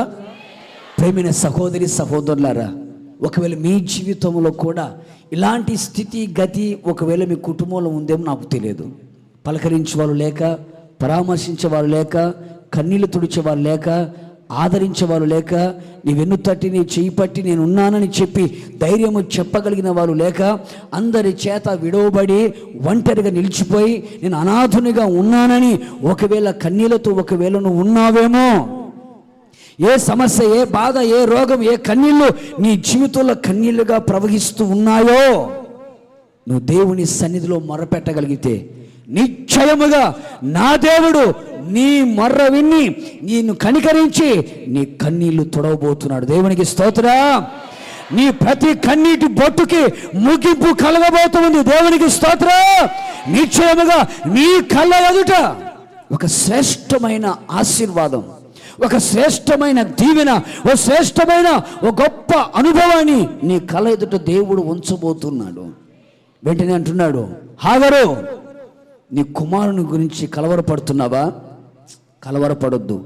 నీ కుమారుని నేను ఆశీర్వదించబోతున్నాను, ఒక గొప్ప ప్రయోజకుడిగా నేను చేయబోతున్నాను, భూ సంబంధమైన ప్రతి ఆశీర్వాదాన్ని నీ కుమారుడికి నేను ఇవ్వబోతున్నాను అని దేవుడు ఆశీర్వదించాడు. ప్రేమని దేవుని బిడ్డారా, నీ అవసరాలు తీర్చగలిగిన వాడు, నీ అక్కలు తీర్చగలిగిన వాడు, గుప్పిలు విప్పి నీ గుండెల కోరికను తీర్చగలిగిన వాడు, నీ హృదయ వాంఛను తీర్చగలిగిన వాడు, నీ కన్నులను తొడవగలిగిన వాడు, నిశ్చయముగా నా యేసు నీ మొర్రను విని నీకు ఉత్తరం ఇవ్వగలిగిన దేవుడు ఆయన. దేవునికి స్తోత్రం. హల్లెలూయా. అందుకనే హాగరు జీవితంలో ఉన్న కన్నీళ్లను తుడిచి, హాగరు నోటి నిండా నవ్వును కలువ చేసి ఆ దుఃఖాన్ని సంతోషంగా మార్చి ఆ ప్రతి కన్నీటి బొట్టుని ప్రభు తుడిచి వేశాడు. అందుకే ప్రభు అంటున్నాడు, హాగరు, చిన్నవాని మొర్ర నేను విన్నాను. చిన్నవాడి మొర్ర నేను విన్నాడు. ఈమె ఏడ్చింది ఏడుపే, చిన్నవాడు ఏడ్చింది కూడా ఏడుపే. కానీ హాగరు నీ ప్రార్థనని విన్నాను అన్నాడా? అనలేదు. చిన్నవాని మర్ర విన్నాను అన్నాడు. ఎందుకన్నాడు? చిన్నవాడు ఎక్కడున్నాడయ్యా అంటే పొదలో ఉన్నాడు. ఎక్కడున్నాడండి? పొదలో ఉన్నాడు. ఏమిటా పొద? ఇస్సాకుకు ప్రతిగా గొర్రె పొట్టేలు నిలిచి ఉన్న పొద. యోసేపు మీదికి పొదల నుంచి వచ్చిన కటాక్షం ఉన్న ఆ పొద. అలాగే అగ్ని మండుచు ప్రత్యక్షమైనటువంటి మోషేకు ప్రత్యక్షమైన పొద. అంటే తండ్రి, కుమార, పరిశుద్ధాత్మ దేవుడు కలిగి ఉన్న ఆత్మ సంబంధమైన సహవాసంలో ఉండి చిన్నవాడు మొరపెడుతున్నాడు. దేవునికి స్తోత్రం. అదే సమయంలో హాగరు గురించి బైబిల్ మీరు చూడగలిగితే హాగరు ఎలా మొరపెట్టింది అంటే ఆమె ఆ అరణ్యములో అటు ఇటు తిరుగుచూ మొరపెట్టింది. అందువల్లే దేవుడు ఆమె మొర్రని ఆలకించలేదు. విచిత్రమైన సంగతి ఏంటంటే చిన్నవాడి మొర్ర విన్నప్పుడు చిన్నవాడి దగ్గరకు వచ్చి మాట్లాడాలి కదండి. మాట్లాడలేదు.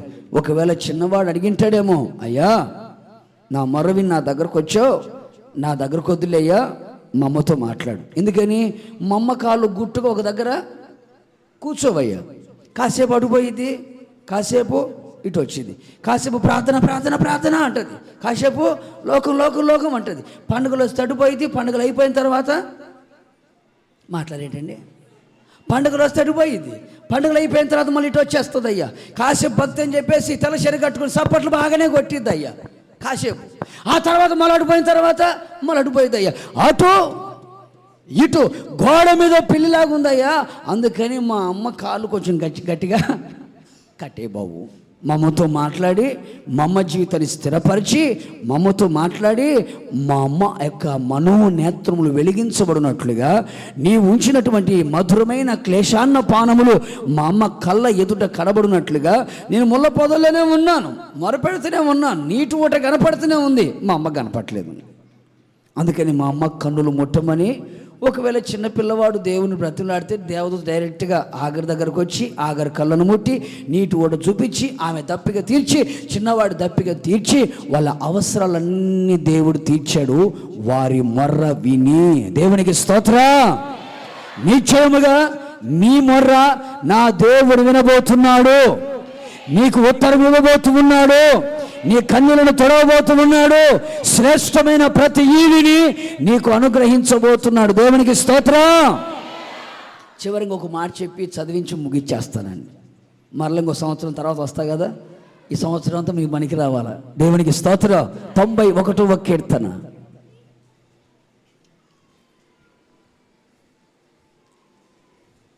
15వ చరణం నుంచి చదువుదాం. ఈ మాట చెప్పి ముగిచ్చేస్తాను.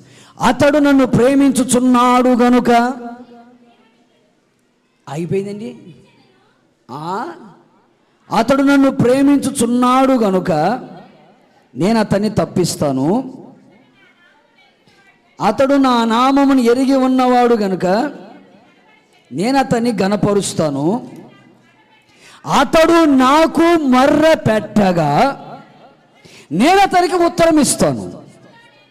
శ్రమలలో నేను అతనికి తోడై ఉంటాను, అతన్ని విడిపిస్తాను, గొప్ప చేస్తాను, దీర్ఘాయువు చేత తృప్తి పరుస్తాను, నా రక్షణ అతనికి నేను చూపిస్తాను. దేవునికి స్తోత్రం. భక్తుడైన మోషే ఒక కీర్తన రాశాడు, చాలా చక్కని పదాలు పెట్టాడండి. మహోన్నతుని చాటు నివసించువాడే సర్వశక్తుని యొక్క నీడను విశ్రమించువాడని, అలాగే పగటి వేళ ఎండ దెబ్బ తగలదని, పగటి వేళ ఎగిరే బాణమైనా, రాత్రి వేళ కలిగే భయమైనా, చీకట్లో సంచరించే తెగులైనా, మధ్యాహ్న కాలం పాడు చేసే రోగమైనా నీ దగ్గరికి రాదని, ఏ అపాయం నీ గుడారము సమీపించదని, ఏ తెగులు నీ దగ్గర చెంతకి చేరదని, నీ పాదములకు రాయి తగలకుండా దేవదూతల చేతిలో నీ పాదాలను పెట్టి నిన్ను కాపాడుతాడని, కుడి పక్కన 10,000 మంది పడిపోయినా, ఎడం పక్కన 1000 మంది పడిపోయినా అపాయం నీ చెంతకి చేరదు అని చెప్పి చివరిలో ఒక మాట అంటాడు, అతడు నన్ను ప్రేమించుచున్నాడు గనుక నేను అతన్ని, అతడు నా నామాన్ని ఎరిగి ఉన్నాడు గనక నేను అతన్ని, అతడు నాకు, మీరు గమనించి చూడండి, ఆ 14వ వచనం నుంచి అతడు అతడు అతడు అనే మాటలు ఎక్కువగా వినిపిస్తాయి. ఎవరతగాడు అంటే యేసయ్యను ప్రేమించేవాడు. దేవునికి స్తోత్రం. ఆ యేసయ్యను ప్రేమించే అతగాడు, దేవుని యొక్క చాటున నివసించే అతగాడు నాకు మొర్ర పెట్టగా నేను అతనికి ఏమి ఇస్తానండి? మీరు చూడండి, నేను చెప్పిన ప్రతి దాంట్లో మొర్ర ఉంటుంది, ఉత్తరం పక్కన ఉంటుంది, ఆ ఉత్తరంలో ఆశీర్వాదాలు కూడా అక్కడే కనబడుతున్నాయి. అతడు నాకు మొర్ర పెట్టగా నేను అతనికి ఏమిస్తాను? ఉత్తరం. ఆ ఉత్తరంలో ఉన్న ఆశీర్వాదాలు ఏమిటయ్యా అంటే, శ్రమలలో నేను అతనికి తోడై ఉంటాను. ఆ తర్వాత నేను అతనిని విడిపిస్తాను. విడిపించిన వాడిని ఏం చేస్తాను? గొప్ప చేస్తాను. గొప్ప చేసిన వాడికి ఏమి ఇస్తాను? దీర్ఘాయునిస్తాను. ముగింపు ఏమిటయ్యా అంటే, నా కడవరి రక్షణ అతనిని చూపిస్తాను. దేవునికి స్తోత్రం. కనుక ప్రేమైన దేవుని బిడ్డలారా, నువ్వు దేవునికి మొరపెట్టగలిగితే నిశ్చయముగా ఆయన నీకు ఉత్తరం ఇవ్వగలిగిన దేవుడు, ఉత్తరం ఇచ్చిన దేవుడు నీకు కలుగుతున్న ప్రతి శ్రమలలో నీకు తోడుగా ఉండబోతున్నాడు. దేవునికి స్తోత్ర. నీ శ్రమలలో నీ వారు నీకు తోడుగా ఉండకపోయినా, నీ శ్రమలలో నిన్ను కట్టుకున్న భర్త అయినా, నీ భార్య అయినా, నీ కడుపున పుట్టిన పిల్లలైనా, నీ తోబుట్టువులైనా నీకు తోడుగా నిలబడకపోయినా, నీవు ఆయనకు మొర్ర పెట్టగలిగితే నిశ్చయముగా నీకు ఉత్తరం ఇచ్చిన దేవుడు నీతో కూడా ప్రయాణము చేస్తాడు. నీ శ్రమలలో నీతో కూడా ఉంటాడు.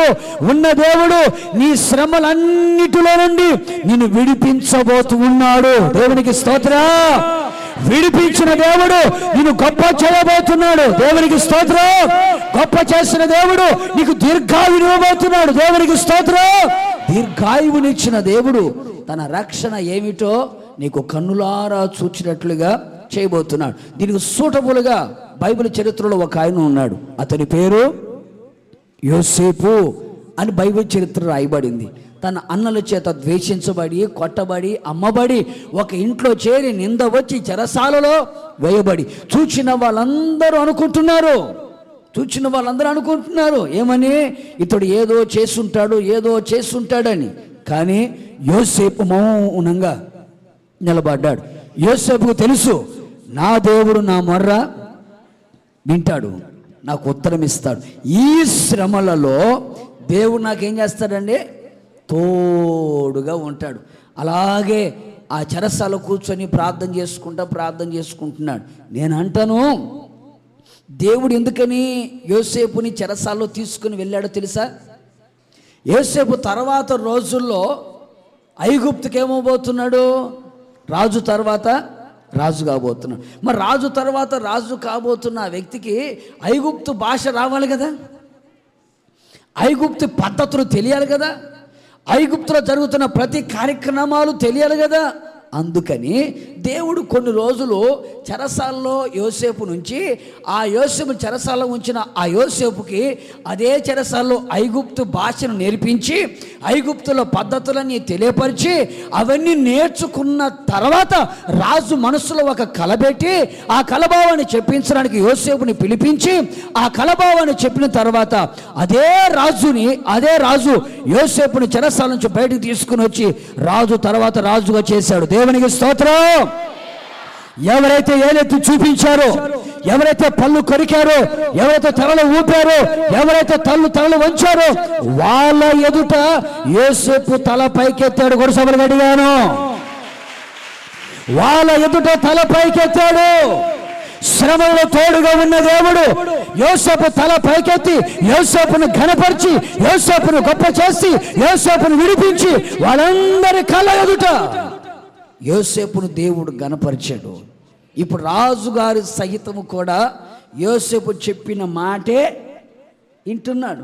నాకెందుకు వచ్చింది శ్రమ, నేను ఏం తప్పు చేశాను, ఏ పొరపాటు చేశాను, దేవుని కొరకు నీతిగా బతుకుతున్నాను కదా, పరిశుద్ధంగా ఉంటున్నాను కదా, ఆదివారం మందిరానికి వస్తున్నాను కదా, శనివారం కూడా వస్తున్నాను, స్త్రీల కూటానికి కూడా వస్తున్నాను, సువార్త కూటాలకు కూడా వచ్చేస్తున్నాను, దశంభాగం నమ్మకంగా ఇస్తున్నాను కదా, నాకే రావాలన్న శ్రమలో, నాకే రావాలన్న కష్టాలు, నాకే రావాలన్న నిందలు, నాకే రావాలన్న అవమానాలు అని అనుకున్నాడా యోసేపు? అనుకోలేదండి. ప్రతి నిందకి ఒక 100 బ్యాంకులో జమ చేయబడుతుంది. దేవునికి స్తోత్రం. ప్రతి అవమానానికి ప్రతిగా రెట్టింపు ఘనత దాచిపెట్టబడుతుంది. ఎవరి దగ్గర అయితే తల దించావో వారి ఎదుట దేవుడు తల పైకెత్తుతాడని యోసేపుకు తెలుసు. అందుకే ఎన్ని శ్రమలు వచ్చినా, ఎన్ని కష్టాలు వచ్చినా, ముఖం మీద ఉమ్ము వేస్తున్నా అలాగే తల దించుకుంటూ వచ్చాడు. ఎందుకని, నేను ప్రభు శ్రమ వచ్చినప్పుడు నేను తల దించగలిగితే నా యేసిన తలని పైకెత్తుతాడు. అందుకని శ్రమలన్నిటినీ చక్కగా ఆస్వాదిస్తూ, నాకే ఎందుకు వచ్చింది, నాకే రావాలన్నా, పక్కన ఉన్న వాళ్ళందరూ బాగానే ఉన్నారు కదా, లోకస్తులందరూ సుఖంగానే ఉన్నారు కదా, లోకస్తులందరికీ బాగా ఉద్యోగాలు వస్తున్నాయి కదా, నేనేమో చెప్పులు అరిగిపోతున్నాయి, జుట్టు మాసిపోతుంది, సర్టిఫికెట్లు మాసిపోతున్నాయి, నాకు మాత్రం ఉద్యోగం రావట్లేదు, వాళ్ళకు వచ్చినాయే అని తన శ్రమలన్నిటిని తలంచుకొని బాధపడుతున్నాడు. నేను ఒకసారి ఇట్లాగే ఒక ఆమె నా దగ్గరకు వచ్చి తమ శ్రమల చిట్ట మొత్తం విప్పి చెబుతా ఉంది. పాస్టర్ గారని. నేనమ్మా, భరించమ్మా భరించమ్మా అంటే, మీకేమయ్యా బాగానే చెప్తారు, నా కష్టాలు గనక నీకు వస్తేనా అనింది. నేను అన్నాను, నీ కష్టాలు నాకెందుకు వస్తాయమ్మా, నా కష్టాలు నాకు వస్తాయి, నీ కష్టాలు ఎవరి కష్టాలు వాళ్ళయేనమ్మా. దేవునికి స్తోత్రం. నా శ్రమలు నీకు వస్తేనా రావండి, నీయే నాకు వచ్చాయి, నాకు వస్తాయి, నీకు వచ్చాయి, నీకు వస్తాయి, నాకు వచ్చాయి, నీకు రావు, నీకు వచ్చాయి. ఎవరికి తూకం ప్రకారంగా దేవుడు వేసి పంపించేస్తాడు. ఎప్పుడు అవసరమో అప్పుడే వస్తాయండి, ఎప్పుడు అవసరమో అప్పుడే వస్తాయి. ఒకటి మాత్రం వాస్తవం, ఆ సమయంలో ప్రభువుకు నువ్వు మొర్రపెట్టగలిగితే నిశ్చయముగా నీ శ్రమలలో నీ చెయ్యి విడిచిపెట్టకుండా, ఒంటరిగా చేయకుండా, అనాథునిగా చేయకుండా నీకు తోడుగా ఉంటాడు ఆయన. దేవునికి స్తోత్రం. ఒక రోజున పటాపంచలేటట్లుగా నిన్ను విడిపిస్తాడు. విడిపించిన దేవుడు జనుల కన్నుల అందరి ఎదుట నిన్ను గొప్ప చేయడం మొదలు పెడతాడు. ఆ మొదలుపెట్టిన ఆ తర్వాత దీర్ఘాయువుని కలుగు చేసి ఆయన కడవరి రక్షణ అనగా ప్రభువు రాకడను గూర్చినటువంటి ఒక రక్షణని నీకు చూపిస్తాడు. నేడు రేపు మన ప్రభువైన యేసుక్రీస్తు మేఘమండలం మీదికి ప్రధాన దూత శబ్దముతో కడబొర ధ్వనితో దేవుని బోరతో ఆయన రాబోతున్నాడు. ఆయన వచ్చినప్పుడు ఆ కడవరి రక్షణ కనులారా నువ్వు చూచున్నట్లుగా ఇప్పుడే ఇక్కడే నువ్వు దేవునికి మొరపెట్టాలి. దేవునికి స్తోత్ర. అందుకే అంటాడు, నాకు మొరపెట్టు, నేను నీకు ఉత్తరం ఇస్తాను. ఏ విధంగా మొరపెట్టాలండి? హృదయములో పాపాన్ని లక్ష్యము చెయ్యకుండా దేవుని సన్నిధిలో నువ్వు మొరపెట్టాలి. ఆ విధంగా మొరపెట్టగలిగితే ఆయనకు ఉత్తరం ఇస్తాడు. ఆ ఉత్తరంలో ఏముందయ్యా అంటే నీ ప్రాణానికి బలం, నీకు ధైర్యం. ఆ ఉత్తరంలో ఏముందయ్యా అంటే నీకు స్వస్థత. ఆ ఉత్తరంలో ఏముందయ్యా అంటే నీ జీవితంలో నీ అవసరాలు తీర్చి నీ కన్నీళ్ళు తుడుస్తాడు. ఆ ఉత్తరంలో ఏముందయ్యా అంటే నీకు తోడుగా ఉండి విడిపించి గొప్ప చేసి రక్షణను కలుగు చేసి నేను ఉన్నత స్థితిలో ఉంచి ప్రభువు రాకడ నేను తీసుకుని వెళ్ళిపోతాడు. దేవునికి స్తోత్ర. నిశ్చయముగా మన మొర దేవుడు విని మనకు ఉత్తరం అనుగ్రహించి ఆశీర్వాదాలన్నీ మనకు కలగ చేయునుగాక. మోకరించండి, ప్రార్థన చేద్దాం. ఒక క్షణం మోకరించి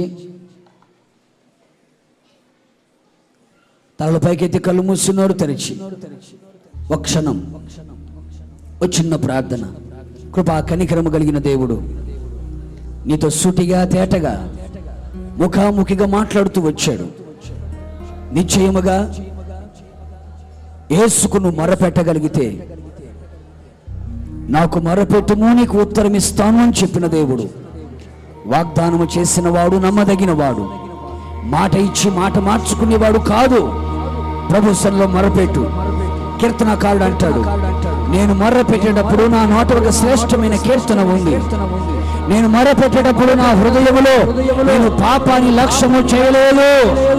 లేఖనాలు చెబుతున్న మాట, రక్షింప నేరకుండినట్లు ఆయన చేతులు కురచగా లేవు, వినకుండా నేరునట్లు ఆయన చెవులు మందంగా లేవు. నీ పాపములు అడ్డు పండగా అడ్డు గోడగా ఉన్నాయి. నీ మర దేవుడు వినకపోవడానికి గల కారణం, నీ ప్రార్థనకు జవాబు రాకపోవడం గల కారణం నీ హృదయంలో దాగి ఉన్న పాపాన్ని విడిచిపెట్టి పవిత్రమైన హృదయముతో, పవిత్రమైన చేతులెత్తి, పవిత్రమైన పెదవులతో ప్రభు సన్నిధిలో మొరపెట్టు. కేకలు వేయి, కన్నీళ్లు కార్చు, పట్టుదలతో ప్రార్థన చేయి, విసుకగా ప్రార్థన చేయి, నిత్యము ప్రార్థన చేయి. నిశ్చయముగా నీ మరణ దేవుడు ఆలకించబోతూ ఉన్నాడు. నీ మరకు ఉత్తరం ఇవ్వబోతూ ఉన్నాడు ఆయన. యేసయ్యా, నీ సన్నిధిలో మొరపెడుతూ ఉన్నాడు. కీర్తనకారుడు అంటున్నాడు, నేను నీకు మొరపెట్టగా నీవు నాకు ఉత్తరం ఇచ్చితివి. నా ప్రాణములో ఫలమును కలుగజేసే, బలహీనపరచబడుతున్నావా, కృంగిపోతున్నావా, అలసిపోతున్నావా, సమస్యలు పోతున్నావా, ఆత్మీయ జీవితంలో దిగజారిపోతున్నావా, దేవుని బలం, పరిశుద్ధాత్మ బలం ఈ ప్రాణములో కలుగజేయగలుగుతాడు. నేను ధైర్యపరచబడుతున్నాడు.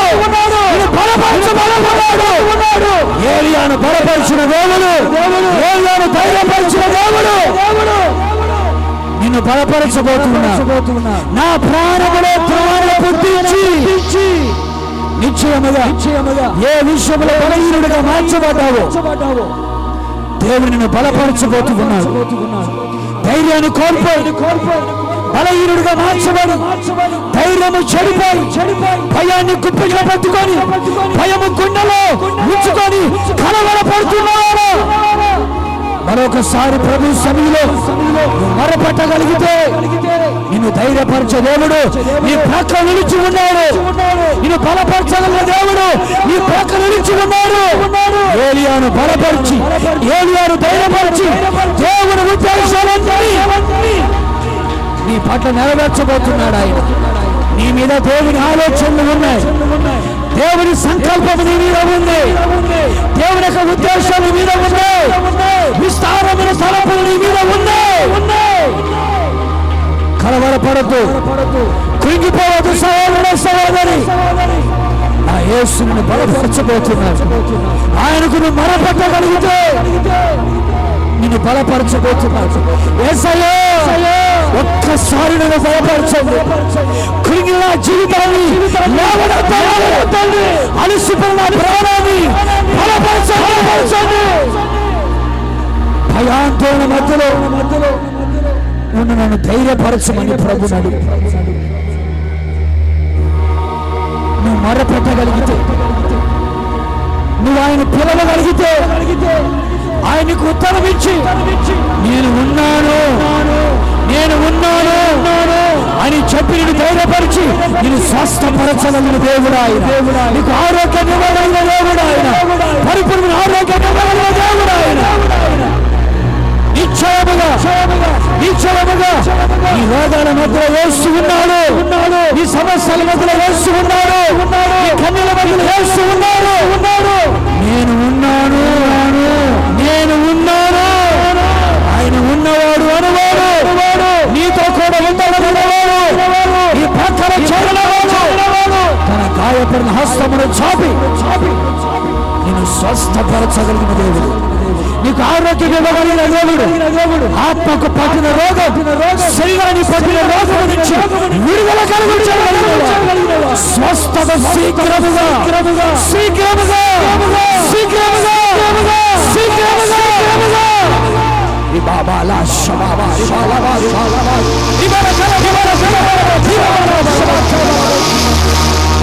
నేను ఉన్నాను.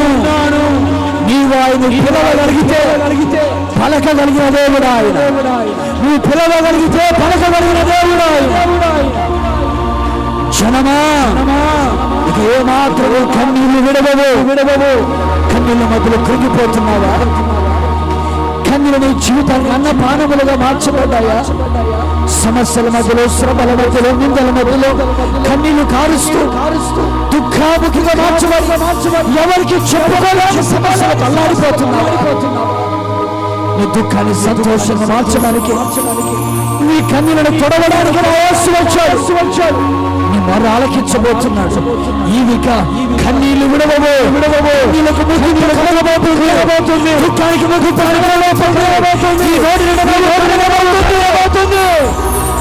నీ మాట వినగానే, నీ నోటి నుంచి మాట రాగానే నీకు ఉత్తరం ఇవ్వగలిగిన దేవుడు. శ్రేష్టమైన ఆశీర్వాదాలు ఇవ్వగలిగిన వాడు. శ్రేష్టమైన దీవెనలు ఇవ్వగలిగిన వాడు. హాగరు కన్నులు తుడిచి చిన్నవాణి మర్రవిని నీటి ఊటతో తృప్తిపరిచిన దేవుడు. నేను తృప్తిపరచబోతున్నాడు ఆయన. క్లేశాన్న ప్రాణముతో తృప్తిపరచబోతున్నాడు ఆయన. నీ కన్నీళ్లు తొడబోతున్నాడు. నీ శ్రమలను నీకు తోడుగా ఉండబోతున్నాడు. నీ విడిపించి గొప్ప చేయబోతున్నాడు. నీ కన్నీళ్లకు ముగింపును కలగలించబోతున్నాడు. ఏ శ్రమల మధ్యలో, ఏ నిందల మధ్యలో, అవమానాల మధ్యలో కృంగి కృషించిపోతున్నావు. యోసేపుకు తోడుగా ఉన్న దేవుడు నీకు తోడుగా ఉండబోతున్నాడు ఆయన. నేను విడిపించబోతున్నాడు. ప్రతి సమస్య నుంచి విడిపించబోతున్నాడు. సాతాను బంధకాల నుంచి విడిపించబోతున్నాడు. చేతబడి కథల నుంచి విడిపించబోతున్నాడు. శత్రుల బారుని విడిపించబోతున్నాడు. సాతాను తలపుల నుంచి విడిపించబోతున్నాడు.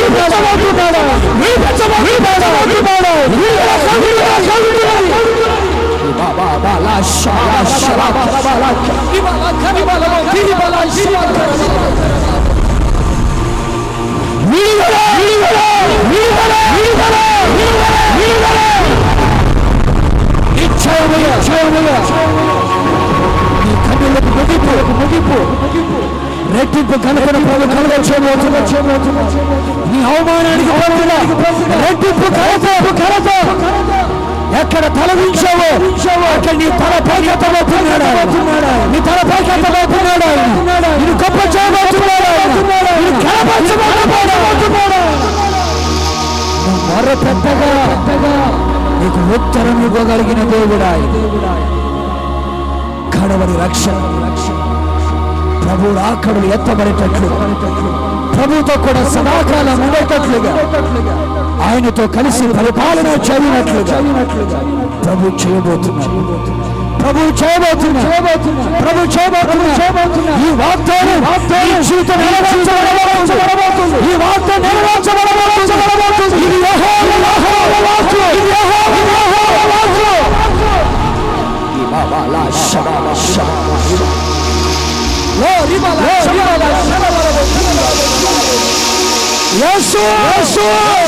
ఈ ప్రజల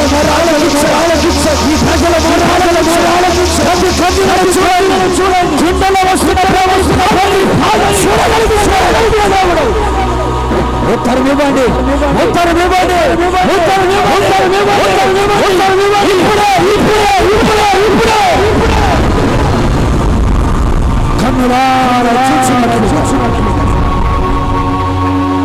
తీర్మానముతో ప్రార్థన చేయండి. ఇర్మియాకు ప్రత్యక్షమైన యెహోవా ఈరోజు నీకు ప్రత్యక్షమైన యెహోవా నాకు మొర్రపెట్టు, నేను నీకు ఉత్తరం ఇస్తాను. ఉత్తరం ఇవ్వగలిగిన దేవుడు ఒక్కడే. ఆయనకే మొర్రపెట్టు. తీర్మానం చేసుకో. మేము కొరకు ప్రార్థించబోతున్నాం. ప్రార్థన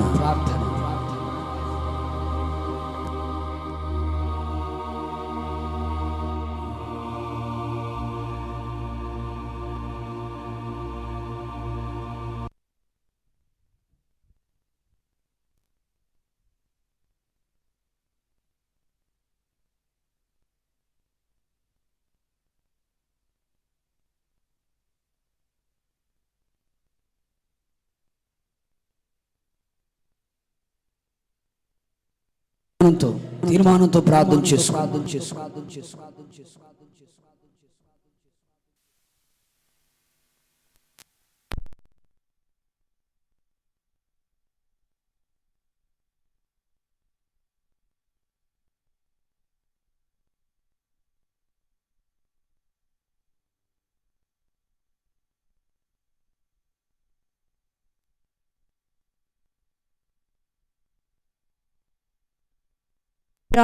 స్తోత్రం. పరిశుద్ధుడు అయిన దేవా, ప్రేమ స్వరూపి, గత కాలమంతా మీరు మమ్మల్ని కాపాడి ప్రభా ఈ పునరుద్ధాన దినమందు నీ మందిరంలోనికి నడిపించి మిమ్మల్ని ఆరాధన చేసుకుంటూ ఉండగా మా ఆరాధన మీరు అంగీకరించి మా మధ్యలోనికి మీరు దిగి వచ్చినందుకు కొరకై స్తోత్రం తండ్రి. మీ సేవకులు మరుగుపరిచి నాయన ఉదయకాలమున నీ మందిరములో చేరిన ఒక్కొక్కరితో మీరు మాట్లాడినందుకు కొరకై స్తోత్రం. నాకు మొర్రపెట్టుము, నేను నీకు ఉత్తరం ఇచ్చేదనని వాగ్దాన సంపూర్ణుడవైన దేవా, ఈ దినమున ఒక్కొక్కరితో మీకు స్తోత్రం నాయన. మీ ప్రాణములో త్రాణ పుట్టించి ధైర్యపరచువాడవని, నీ శీఘ్రముగా స్వస్థత అనుగ్రహించు, ఇక ఎన్నడూ కన్నీరు విడవకుండా కాపాడు వాడవై ఉన్నందు కొరకై స్తోత్రం. పరిశుద్ధుడు అయిన మా దేవా, ఈ పునరుద్ధాన దినమందు ఏ ఒక్కరు కూడా నీ మందిరములోనికి వారి సొంత ఆలోచనతో రాలేదని, ఒక్కొక్కరిని మీ యొక్క ఉద్దేశములు తెలియజేయడానికే మీ మందిరములోనికి పిలుచుకున్నందు కొరకై స్తోత్రం. ఈ పునరుద్ధాన దినమందు నీ సన్నిధిలో చేరిన ఒక్కొక్కరి ప్రార్థన మొర ఎలాగు పెట్టాలో, హృదయములో పాపములు లక్ష్య భోజనము చేయని అనుభవాలు, ఉపవాసముతో ప్రార్థన చేయడానికి నేర్పండి నా తండ్రి. ప్రోదలో నిలిచి ఉండే అనుభవాన్ని నేర్పండి యేసయ్యా. మీకు స్తోత్రం నాయన.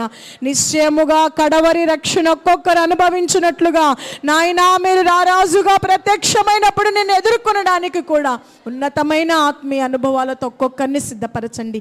ఆశతో మీ పాదాల యొద్దకు చేరిన మాతో ఈరోజు మీరు మాట్లాడిన ప్రతి మాట ఆత్మస్వరూపి ఒక్కొక్కరి హృదయంలో నీరు కట్టి ఫలింపచేయని నాయన. వాక్యం ఇచ్చిన దైవ సేవకులకు మీరు కృపను ఆరోగ్యం అనుగ్రహించి ఘనపరచండి. ఈ పునరుద్ధాన ఆరాధన ప్రారంభం నుండి ముగింపు వరకు మీరు మా మధ్యలో ఉండి మాతో మాట్లాడి మమ్మల్ని ఆశీర్వదించినందుకరకై మీకు స్తుతి స్తోత్రములు చెల్లిస్తూ యేసుక్రీస్తు నామములో అడిగి వేడుకొనుచున్నాము తండ్రి, ఆమేన్.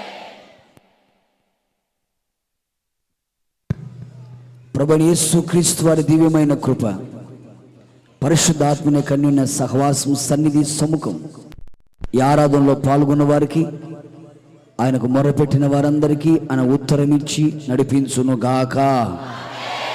ఆమేన్, ఆమేన్, ఆమేన్. హల్లెలూయా. గడియ చెప్తాం హల్లెలూయా. ప్రభు నామములో కూర్చోవాలి. కొన్ని విషయాలను చెప్పాల్సిన విషయాలను కూర్చోవాలి.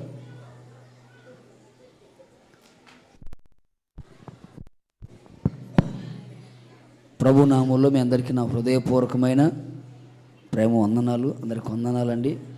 నా పేరు రాజేష్. నేను తెనాలి ప్రాంతంలో ప్రభు సేవలో కొనసాగుతున్నాను. మీ అనుదిన ప్రార్థనలో